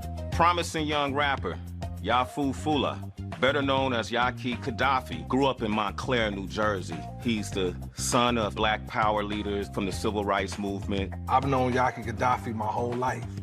Tupac, Yafel, myself, and Qatari Castro Cox were all childhood friends. His mother was friends with Afeni Shakur. We all know Afeni Shakur as Tupac's mother. Tupac, having met Yaki at an early age, became sort of a big brother figure to him. Growing up the way we grew up, we would just go outside in the streets in the ghetto and we would, fantasize about solving all these different crimes. And then that kind of developed and morphed into getting into hip hop. The Outlaws, a group formed primarily by Jersey natives, were painted as the hip-hop industry's unfiltered rebels and inspirational leaders for the disenfranchised. The Outlaws, synonymous with Tupac and Yaki Gaddafi, blazed a trail of gritty street music in the 1990s. I sent my demo to Pac, and when he heard it, he was like, "You definitely got talent." Yak was already in the streets, and Pac was worried about him. So he was like, "Yo, you gotta teach them how to rap, because they're gonna come to California with you." I was like, "Say less, let's do it." Hip-hop is about the struggle in the streets. So it's always important that the guys that come from that look out for the guys that were there with them. We went through a lot of different names before we became the Outlaws. We was the Thoroughheads, we was the Young Thugs, and we was Dramacidal. As the Outlaws were rising, their founder, Tupac, became entangled in a series of legal troubles and dangerous incidents that would punctuate the trajectory of their futures. He was in Dannemora prison in upstate New York. He had this idea. He wanted to come back to the rap game and kind of reinvent himself and also reinvent us. It was reported that Tupac insisted that everyone have aliases inspired by enemies of the United States. When you actually notice the Outlaws' names, I'm sure Pac had in his mind that he wanted to put together a group of guys who really were, I would say, rebels against the system. The Outlaws, ultimately their vision was to represent young men across the world and be a voice for them, especially young black men in particular. I became Idi Amin, Tupac took the name Machiavelli, Yaki Gaddafi, Yafel ended up becoming Gaddafi, and Castro became Castro. Prior to that, Yaki Gaddafi's mother, Yasmin Fula, had already told Tupac about another local rapper out of Jersey by the name of Muta, aka Napoleon. Yak brought Fatal, and eventually Young Noble came to the group. And that was the birth of how the Outlaw Immortals started to come together. Straight from the source, the Outlaws was one of the biggest groups out at that time. Yaki Gaddafi was seen as the next in line for greatness amidst the talented collective. His star shined brightly, and so did a looming storm that would alter his fate forever. Yaki just started getting better and better as an MC. He started actually taking it serious because up until that point, he had one foot in rap and one foot in the streets. Yaki being Pac's protege and being the glue to the group, I think he was the guy that was the communicator to the rest of the guys in Jersey with Pac. When we got to Death Row, he started to take it a lot more serious. Gaddafi was the guy not to play with. You know, all the Outlaws pretty much hold their own, but Gaddafi was the guy that kind of like lurking in the shadows, like if something goes down, then he'll be the first one to handle his business. But with danger swirling from the turbulent East Coast-West Coast beef and Tupac at its center, the Outlaws and their youngest protege were thrown into the line of fire. It's always a battle for the crown or to be the top dog. In the streets in Jersey, it's always some type of beef. On one end, you got people who are politically motivated and informed and charged. And on the other hand, you got people who are symbolic of street life, people who grew up disenfranchised. The Outlaws were in a very peculiar situation because most of them were from New Jersey and Pac was screaming West Coast at the time. So I'm sure they was going through a lot. With the Outlaws' iconic track, Hit 'Em Up, stirring controversy and Tupac's All Eyes on Me dominating the charts, the Outlaws were on the edge of superstardom. But in the 90s, gangster rap came with deadly consequences. There were a lot more real stakes at hand. Being that Tupac was signed to Death Row had the gang affiliation with Suge Knight. That upped the ante. That increased the stakes. And the rivalry just began to take a form that no one knew. Gangster rap and rap is such a powerful medium that there is a price to pay with what you say. And a lot of times that lifestyle actually comes to reality. And I truly believe that Tupac had a bigger vision than what that rivalry created. And part of that was to bridge the coast together, according to what he told me. And part of his idea was to bring the Outlaws to Death Row. And by doing so, his general of the Outlaws, the person that I believe he talked to most, was Yaqui. And Yaqui was eager to come over to the West Coast. But sometimes great intentions can lead to unimaginable consequences. On September 7th, 1996, Tupac Shakur was gunned down in a shocking drive-by shooting, forever altering the course of hip-hop history. I never believed in the East Coast-West Coast rivalry. But then everything got extremely real, and it couldn't get realer than this when Tupac Shakur was shot in Las Vegas on the Vegas Strip. In the car behind him, his loyal protege, Yaqui Gaddafi, watched in horror. Yaqui's world crumbled after that. He was actually there with Pac, with a couple of cars, driving behind him, and I'm sure it just, it just tore him apart. Him and Tupac were like brothers, and I really feel like both of them really couldn't imagine life without the other one. They were really that close. 6 days later, Tupac Shakur passed away, shaking the very foundation of the rap world. As the media painted the conflict as a breeding ground for violence and chaos, the danger surrounding the Outlaws intensified. There's good cops and there's bad cops. And in this particular scenario, there were a lot of bad cops that really thought that gangster rap was affecting the community. So that may have actually interfered with how seriously they conducted this investigation. Yaqui was determined to assist in the aftermath of the senseless crime. Yet strangely, Yaqui was never questioned by law enforcement about what he witnessed that night. Law enforcement at that time had the opinion that if you live by the gun, you die by the gun. There was a bit of a lack of empathy in dealing with characters like Tupac and Yaqui and the Outlaws. The culture that we all know of, the East Coast, West Coast rivalry, it was coming to a head. Yaqui Gaddafi found himself stepping up to lead the Outlaws, struggling to process the pain of an epic tragedy. His whole mood had changed. It was never quite the same. I don't think he really recovered from Tupac being killed. It became tenfold, and people wanted answers. Everybody around Pac was on high alert. They didn't feel as safe as they were because their leader had just been killed. If people felt Yaqui saw Tupac's shooter, I'm sure he had a target on his head.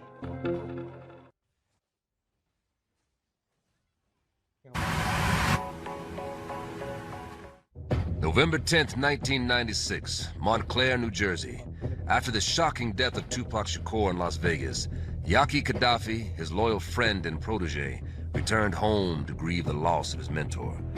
The Jersey streets that once offered a sense of familiarity now hid something far more sinister. What unfolded that night in his hometown would not only shatter Gaddafi's world, but force the Outlaws to confront a new, darker reality.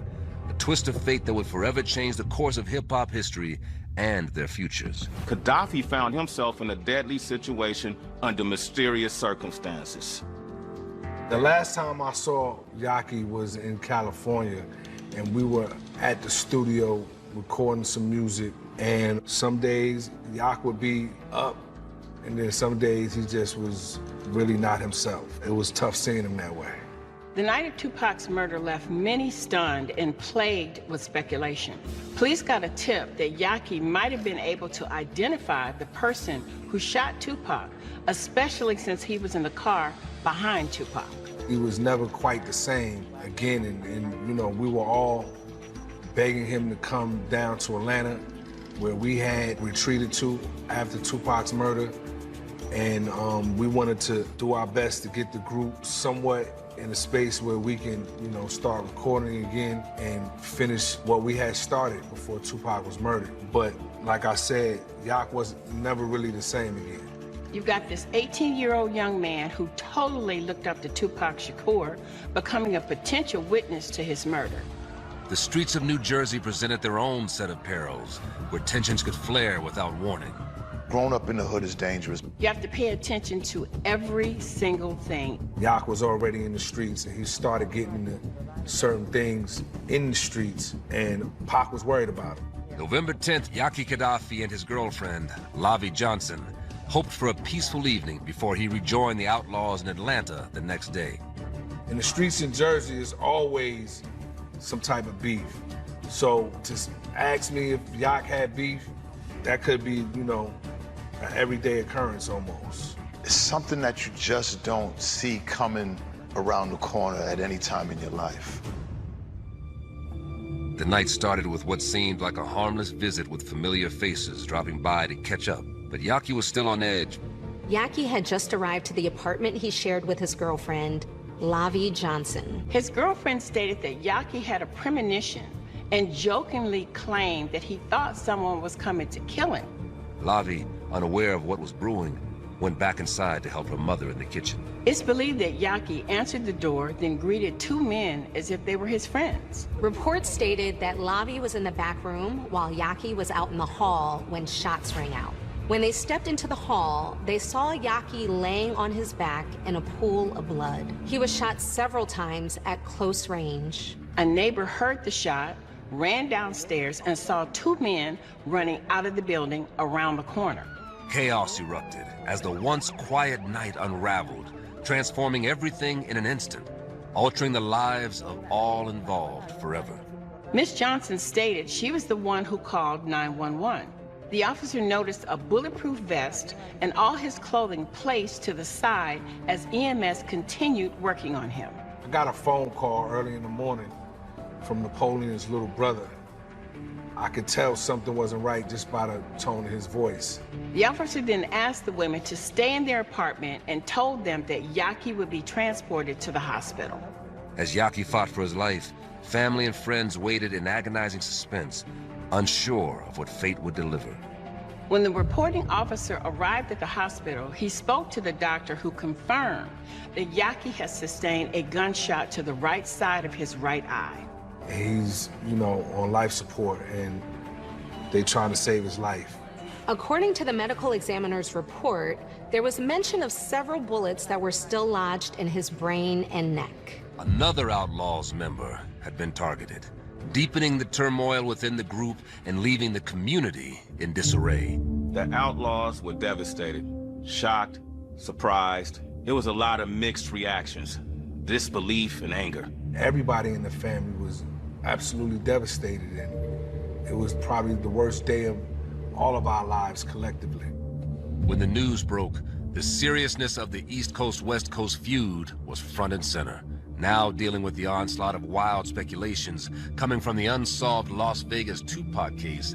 The attack of Yaki Gaddafi hit even harder. There were a number of theories circulating about what had happened to Yaki Gaddafi, and each one was more complex and speculative than the other ones. All I know is I thought it was a senseless and something has to give. With high-profile cases, you have media pressure, you got pressure from the family, you got pressure from the fans. It can be really challenging, and a lot of times it causes law enforcement to rush to judgment instead of taking their time to really investigate the case. Yet a new revelation would turn the upcoming investigation on its head and lead to more chilling questions. Questions that would tear at the very foundation of the Outlaws themselves. From my understanding, it had nothing to do with the Tupac situation, and it was something that had more to do with an internal situation around his. On November 10th, 1996, law enforcement responded to the shocking shooting of Yaki Gaddafi in New Jersey.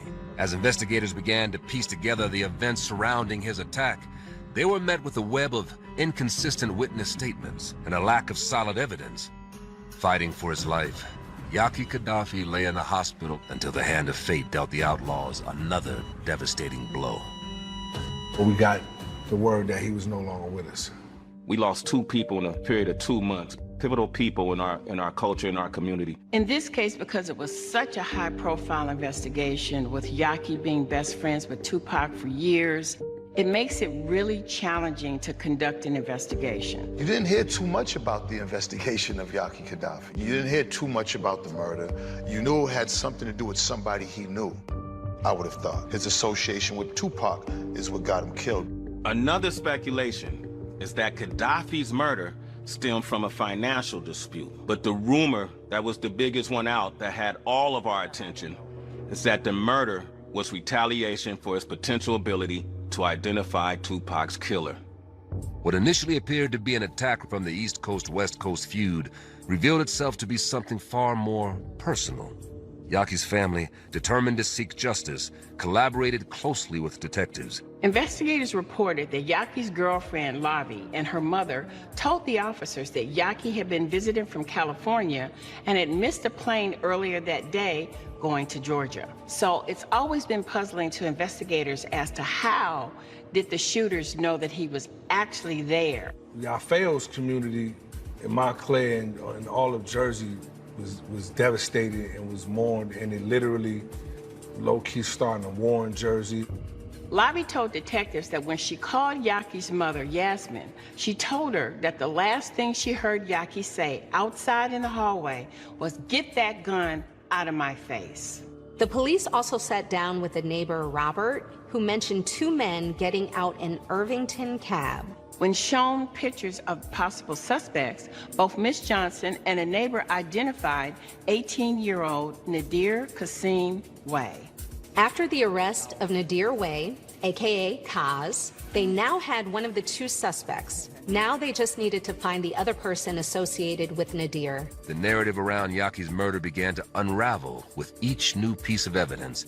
The shocking truth, the man who pulled the trigger was a family friend. It is reported that Roddy Bill shot and killed Yaki. He was only 19 years old. It is reported that Roddy was actually the cousin of outlaw member Napoleon. Napoleon is the person that introduced Roddy to Yaki. Napoleon was in an almost impossible situation because he was around a lot of people that grew up with Yaki. There was no telling how any one of these people could have took it. They could have snapped at any moment. After the shooting, Roddy hid out in the projects. Napoleon was always solid with how he handled himself around Yaki's murder, and he never wavered. Napoleon had found Roddy hiding somewhere and had kind of urged him to turn himself in and let the police know that it was a mistake. What was said to be an accident left many questions unanswered. Roddy definitely turned himself in. There was a lot of controversy surrounding the case, and I'm sure it wasn't safe. He claimed it was still an accidental shooting. It affected the outlaws in multiple ways. In some ways, it made us closer. I mean, us, including Napoleon, because we understood that it wasn't Napoleon's fault. We didn't want to ostracize him because his cousin was involved. When news broke that Gaddafi had been shot by a family member, people were just surprised and just really couldn't believe it. It was very tough. Napoleon basically convinced him to turn himself in. I never even questioned where Napoleon's loyalty lied at all.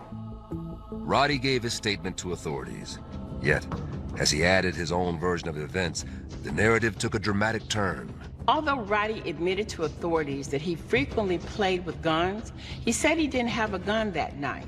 He talked about getting a cab with his friend Kasim and heading over to see Yaki. He told them a woman answered, and Yaki was standing right behind her.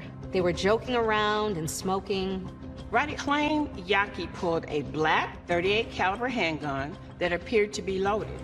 Roddy also informed police that he accidentally squeezed the trigger, discharging the gun, causing Yaki to fall back into Kasim's arms, behind him, Since Roddy said it was an accident and he alone was responsible for it, the prosecutors didn't ultimately have a reason to hold Nadir on anything related to Yaki's murder. Roddy's contradictory statements only deepened the tragedy surrounding Yaki Gaddafi's death. And by no means did Yaki's mother believe that his death was unintentional. She claimed Bill had threatened Yaki beforehand, and Bill's family had also threatened witnesses. It was rumored that Roddy went over to the houses of different acquaintances right after the shooting, covered in gunpowder and needing to change his clothes. Roddy remained steadfast that it was an accidental shooting, claiming they were jokingly playing around when the gun went off. But people in the streets wasn't buying it. As witness statements continued to pour in, the inconsistencies began to pile up. According to investigators who took a look back at Lavi Johnson's statement, she mentioned that Roddy had called before Yaki came over that night and told her not to tell Yaki that he was coming by. Lavi informed detectives that after the shooting, she called Roddy's house looking for him and spoke to his brother, Sharif Clark. Reports show Sharif told her that Roddy said that he and Kasim grabbed Yaki in a chokehold, then Roddy pulled out a gun and shot him. Yet when detectives interviewed Sharif the next day, he recanted his statement. Police couldn't find reliable witness testimony and evidence, and that hampered the progress in the case. Law enforcement believed they might have enough to build a case. However, the story continued to take unexpected turns. In this particular case, investigators didn't find any shells or bullets at the crime scene, and the murder weapon was nowhere to be found. It was a bit of a puzzle to put the case together, even with the confession. An autopsy was performed after he died, and a single bullet was removed from Yaki's brain. Roddy also alleged to officers that he and Yaki smoked a blunt, but the toxicology report showed no substance in Yaki's blood or urine. The speculation surrounding Yaki's murder, fueled by conflicting reports and alleged confessions, added layers of complexity to the investigation.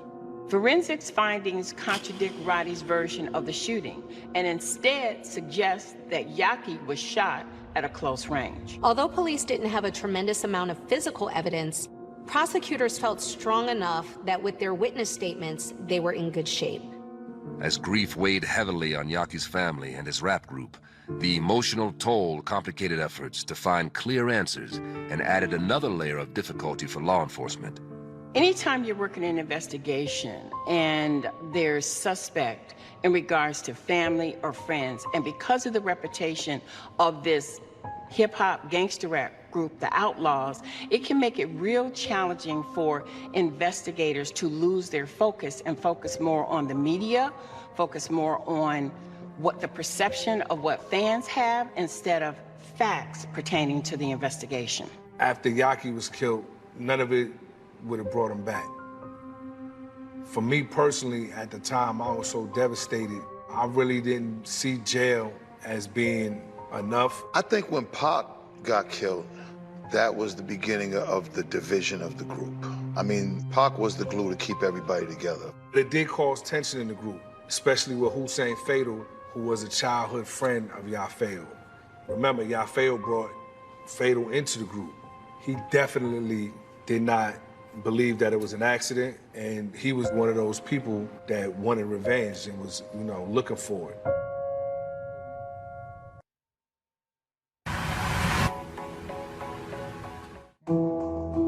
In 1996, Outlaws member Yaki Gaddafi was shot and killed in his New Jersey hometown, sending shockwaves through the media and devastating friends, family, and the hip-hop community. Despite conflicting statements and murky motives, investigators worked relentlessly to piece together the case. With Rashad Roddy Beal Clark's confession and surrender, after a short time on the run, authorities believed they finally had enough to press charges. Law enforcement formally charged Clark with the murder of Yaki Gaddafi. Reports suggest he was visiting his girlfriend in New Jersey when he was fatally shot. Outlaws member Napoleon allegedly confessed to the Source magazine that his cousin Roddy shot Gaddafi during an altercation. Jersey was literally split in half almost when Gaddafi was murdered. The investigation appeared to have everything needed to close the case on Yaki Gaddafi's murder, leading to charges being filed against Roddy without delay. Yet since Roddy was a juvenile at the time, questions arose about whether true justice was served for such a grave crime. Prosecutors weren't positive they could get a conviction on every count, so they offered him a deal. That reduced the murder charge to manslaughter and unlawful possession of a weapon. I think that anything less than murder 1 is probably a bit insufficient for the shooting that occurred. Because at the time that the crime was committed, Roddy was actually considered a juvenile. He was 16 years old, so he served his time within the juvenile system and not the adult prison system. This incident affected me the same way it affected the same way Tupac's murder affected me. 2 of my childhood friends who I knew all my life, taken from me and their families at very young ages. There's no way to describe this type of loss. With the charges announced and Roddy Clark finally held accountable for the heinous crime, many still felt it wasn't enough. The weight of Yaki Gaddafi's loss lingered, leaving a sense of injustice that couldn't be eased by a single conviction. Roddy was Napoleon's blood cousin. You know, Yaki's girlfriend felt some way, Fado felt the way. You know, Castro, I mean, listen, like I said, when Pac died, it was just hard for the guys to kind of like keep it together. I know they tried, but you know, Pac was the central figure. It was just hard trying to keep the group together. Confessions can be tricky because people have different motivations for confessing.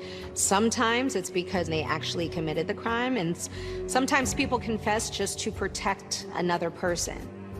For some, Roddy Clark's confession of the accidental shooting of Yaki Gaddafi was sufficient. But for others, especially fellow Outlaws member Hussein Fado, given that Roddy was not only considered to be Yaki's friend and was actually his group member's Napoleon's cousin, Roddy's confession only intensified the doubt and speculation surrounding the incident and furthered the divide amongst the Outlaws. You know, Fado felt like there was no reason at all for Roddy to be pointing a gun at Gaddafi's head, and it should have never happened. So right then and there, you're gonna have friction with the group because, you know, one member's feeling like, no, that shouldn't have happened. He probably wants beef with Roddy, and the other one's like, no, it was a mistake. He should turn himself in. I mean, it just was a difficult time. That night changed everything for all of us. Not just on a music level, but on a personal one too. Once he died, we did what we had to do to keep the group alive. When Yaki passed, I think it was just too much for him. Although Fado was a tough guy from Newark, Brick City, and he probably felt alone after that. Because Fado was really the one that broke away from the group.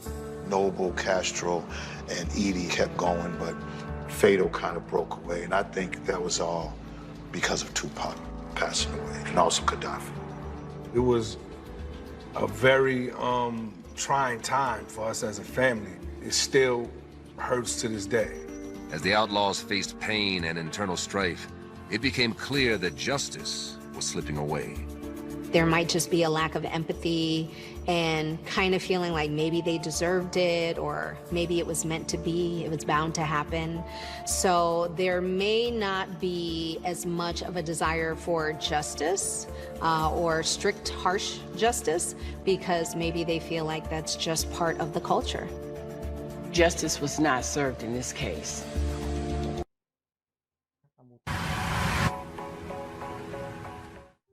In the wake of Yaki Gaddafi's tragic murder, the Outlaws found themselves reeling from a devastating loss, struggling to stay united as internal strife threatened to tear them apart. Law enforcement in New Jersey identified Roddy Clark as the killer of Yaki Gaddafi, backed by multiple witness statements and evidence that led to his arrest and formal charges of manslaughter and unlawful possession of a weapon. Yet, as court approached and the final verdict loomed, opinions on whether justice would be truly served varied widely among those left in the wake of this unspeakable tragedy. Gaddafi's untimely death left a void in the hip-hop world and a series of unanswered questions. The Source magazine, we had covered some parts of the trial. I don't think we sent journalists to the courtroom, but we definitely were in tune with what was going on. With Roddy being a juvenile and conflicting statements plaguing the case, prosecutors were left to accept that securing a conviction and ensuring real jail time would be nearly impossible. The accident angle proved to be more insubstantial, only fueling the rumors and suspicions that shrouded the tragic murder. Yaki's mother was shattered. She was crushed. She was heartbroken. She lost her son. And by no means did she believe that this was an accident. Nobody was happy about it happening, but definitely, you know, how I go on the street, they want answers and they want revenge and they want somebody to feel the hurt that they feel. With their backs against the wall, prosecutors were forced to make a difficult decision. They strategically negotiated a plea deal, believing it was the only way to remove a menace from the streets and gain some form of justice for Yaki Gaddafi. He only served between 4 to 8 years, where if he had gone to an adult prison, he would have served much more time. As far as justice being served, no matter what happened, whether Napoleon's cousin got the electric chair, it was killed the very next day, it was nothing gonna make that right. The prosecutors seemed to finally have a win under their belt. But closure eluded the outlaws, as what was fair and what was just never seemed to go hand in hand. After he was sentenced, Roddy Clark only served 4 years in prison for Yaki's death. Closing the chapter on a disturbing string of violent acts plaguing the group, the fractured foundation of the outlaws became undeniable, forever altering their legacy in the hip-hop community. Gaddafi's passing left the outlaws grieving. The loss of a close friend and brother really took its toll. When someone you love dies, the mourning never really stops.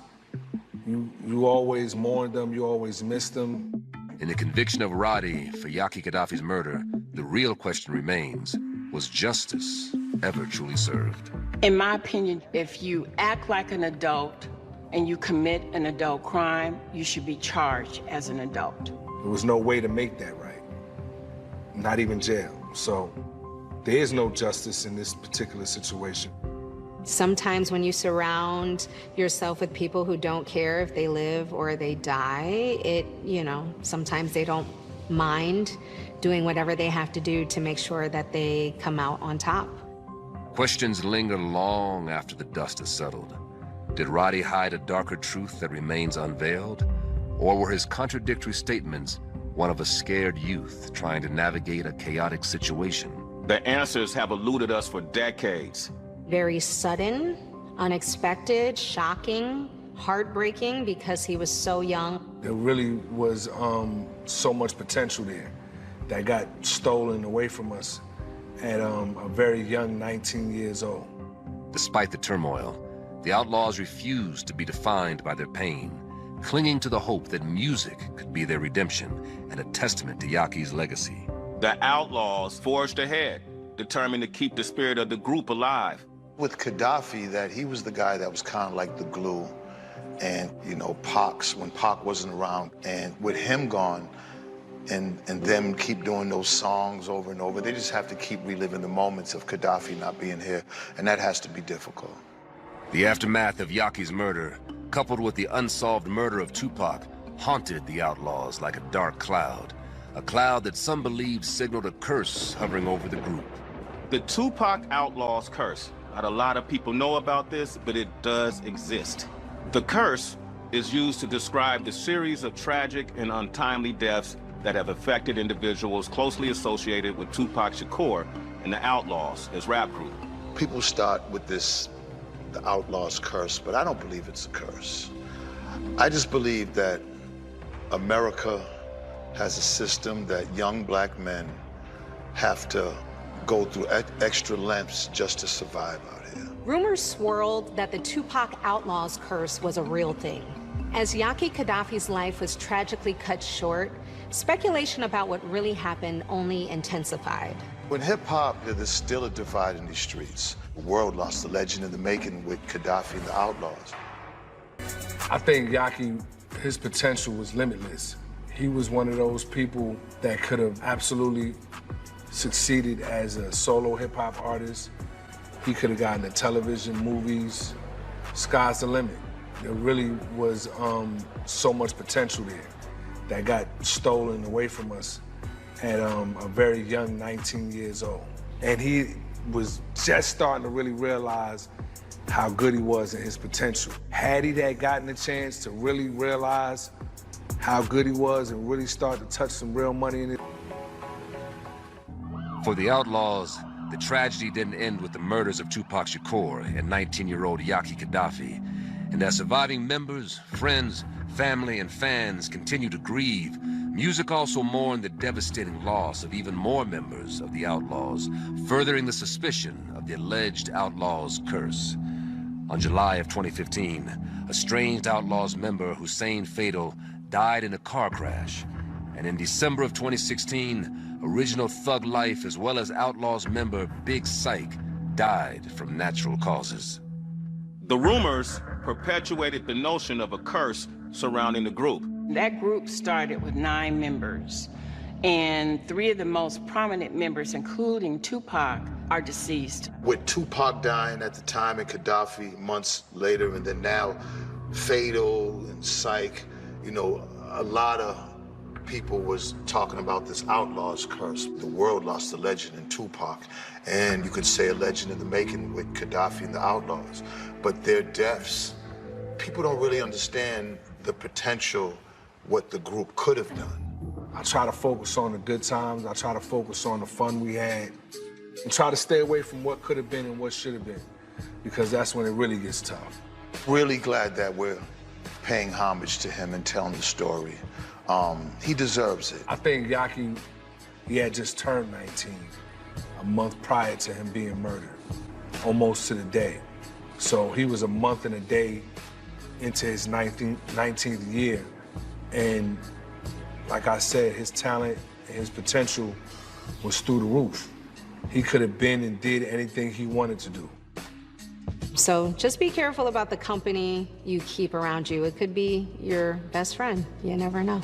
Tupac and Gaddafi had a profound impact on the West Coast, through the streets of Oakland, the Bay Area, around the world. Together, Tupac and Gaddafi represented the spirit and soul of the hip-hop scene, and not just the West Coast, the Midwest, any place that related to the messaging that the Outlaws was putting out there. That's where you found their backing. People need to know who Yaki Gaddafi was and his legacy, and also the Outlaws. It's important. It's going to be important to hip-hop, and it's important to his family. If I could share some things with people about Yaki, I would do my best to share how much of a character he was in a good way. He was, you know, very charismatic, very fun-loving. He loved his family very much. I believe we hadn't even heard the best of Gaddafi. Keeping the legacy of Yaki Gaddafi alive, the Outlaws continued to record, performing the hits they had with their fallen brethren. It's very fair to say there wouldn't be any Outlaws without Gaddafi.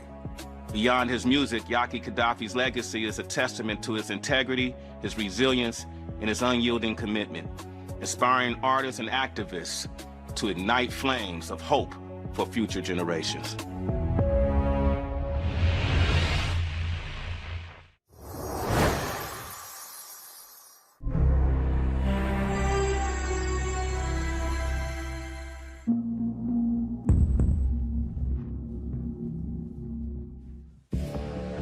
A fun vacation in Shreveport, Louisiana turns into an absolute nightmare.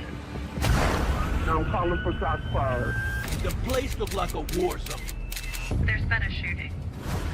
A young detective with a relentless drive. Never give up. I'm gonna keep going until I get some kind of answers. Must piece together. There are 2 different guns. One of the most challenging cases he's ever worked. Unbelievable. This was a tough one. There was nothing connecting the victim to the shooter. Nothing is making sense. That's him. That's the guy right here. A case that appears to be open and shut. So you don't know anything about a shooting that occurred on that date? No, sir. Trước thì bắn 0.125, giờ nó tăng lên 0.14 rồi đấy.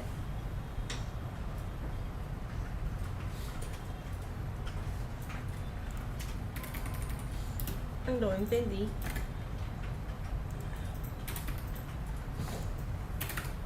Cái gì? Cái gì? Không. Tên tạm là tìm cái mày. gì? Cái gì? Không. Click là gì? Tí núp.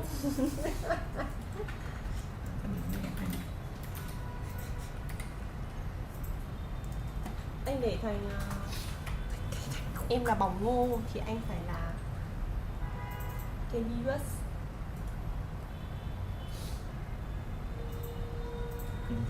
Candy Crush. Candy Crush.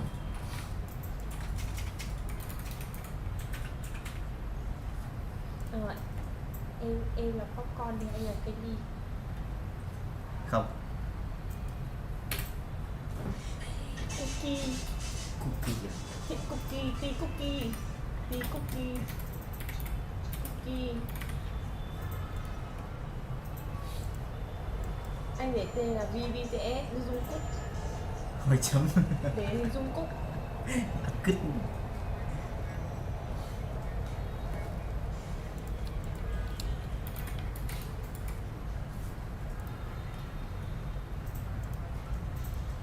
Nó vào đâu mà cô ấy?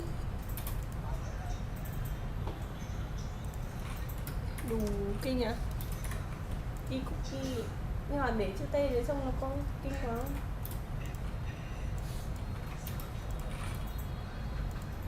Đi cắt ra cookie thôi mà. Cười vừa lời. Cười vừa lời. Cưới. Mọi người nói đấy. Đi cookie. Em là popcorn thì anh là cookie. Ta để tên thành Candy Cookie. Em đổi tên thành Candy á.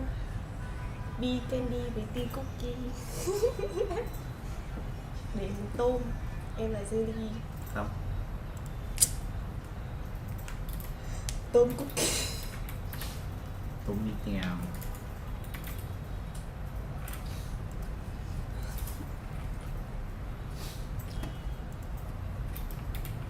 Đây là sao? Tommy Tèo.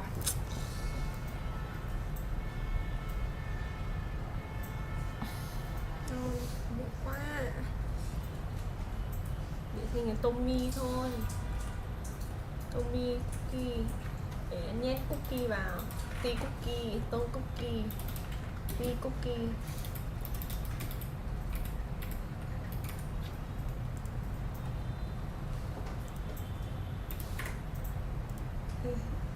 Cookie không biết hoa đi. Tí núp. Ta sẽ để như này.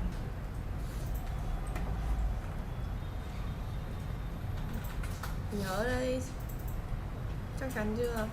Nhưng mà kiểu gì 3 tháng nữa sẽ đổi.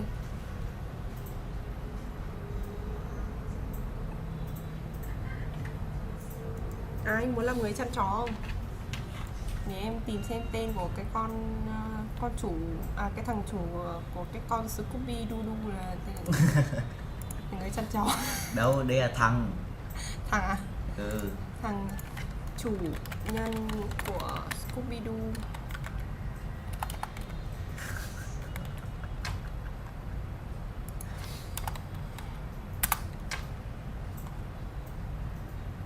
Con thằng này Đấy, thằng đấy. Thằng này tên là gì nhỉ? Nhân vật gì à? Đâu?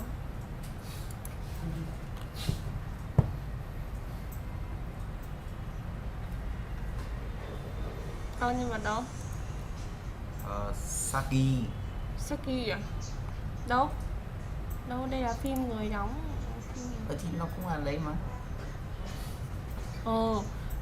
Thằng chủ của cái con chó Scooby Doo là Saki. Anh để tên Saki là người chăn chó. Chăn bean.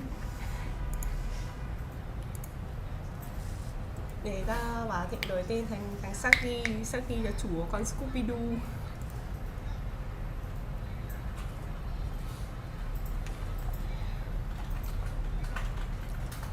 Hai con béo gì? Masu gì? Cái con tóc nâu nâu á.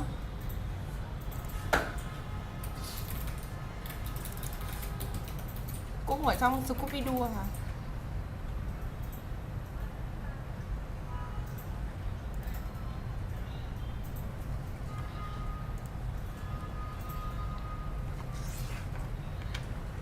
Nhớ đi. À, biết rồi. Con mèo gì mà ở với thằng người ấy nhỉ? Con mèo gì ở với thằng người? Tom và Jerry á? Không. Mèo Simi, để tên mèo Simi. Có cái ngày xưa có cái phim gì mà có chú mèo gì này. Mèo gì? Con phim người đóng nhưng mà có một con mèo nói như tiếng người ấy. Con phim gì nhở? Phim mèo nói tiếng người. Bách Sơn. Đây Tôm. Không. Phim gì nhỉ?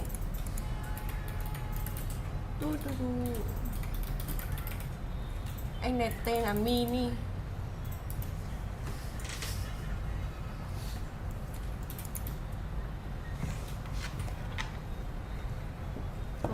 Đau bụng quá.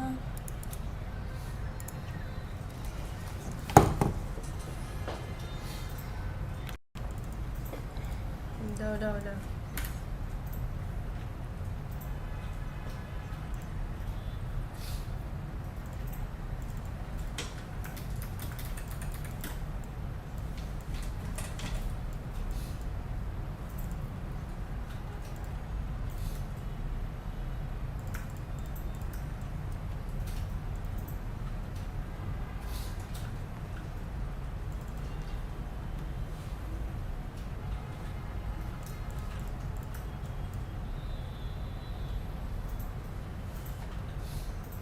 Hay.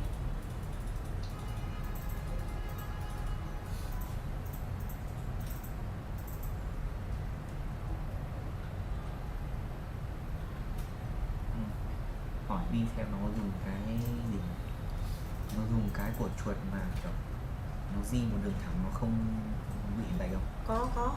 Có à? Mày dùng con chuột di một đường thẳng mà không bị lag đâu đúng không? Nó gọi là gì nhỉ? Quên rồi. Ê Bi này. Ê.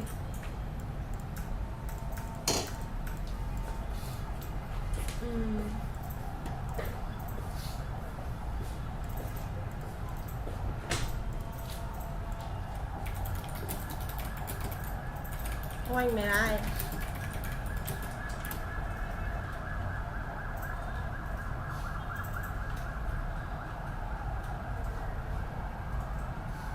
Ê mày dùng con chuột gì mà nó di một đường mà không bị lệch tâm ấy? Mày vừa bảo tao là bật cái gì lên?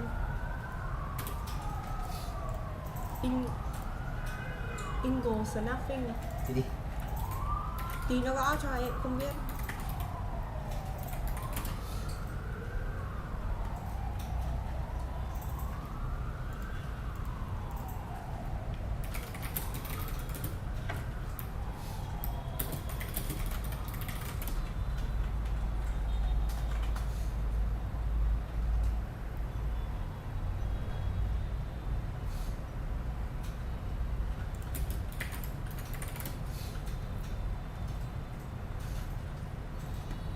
Nó bảo là chuột đấy tùy từng chuột mới bật được lên. Không biết chuột anh có bật lên. Tùy từng chuột.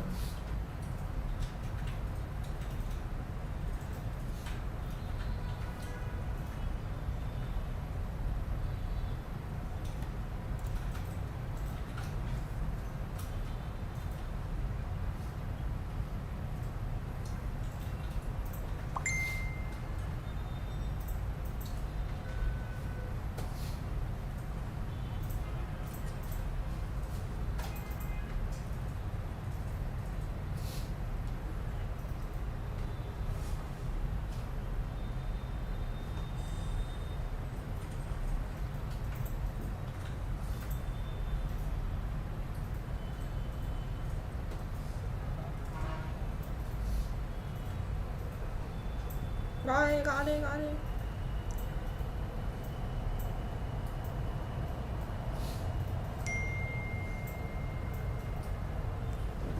Angel snapping. Đâu?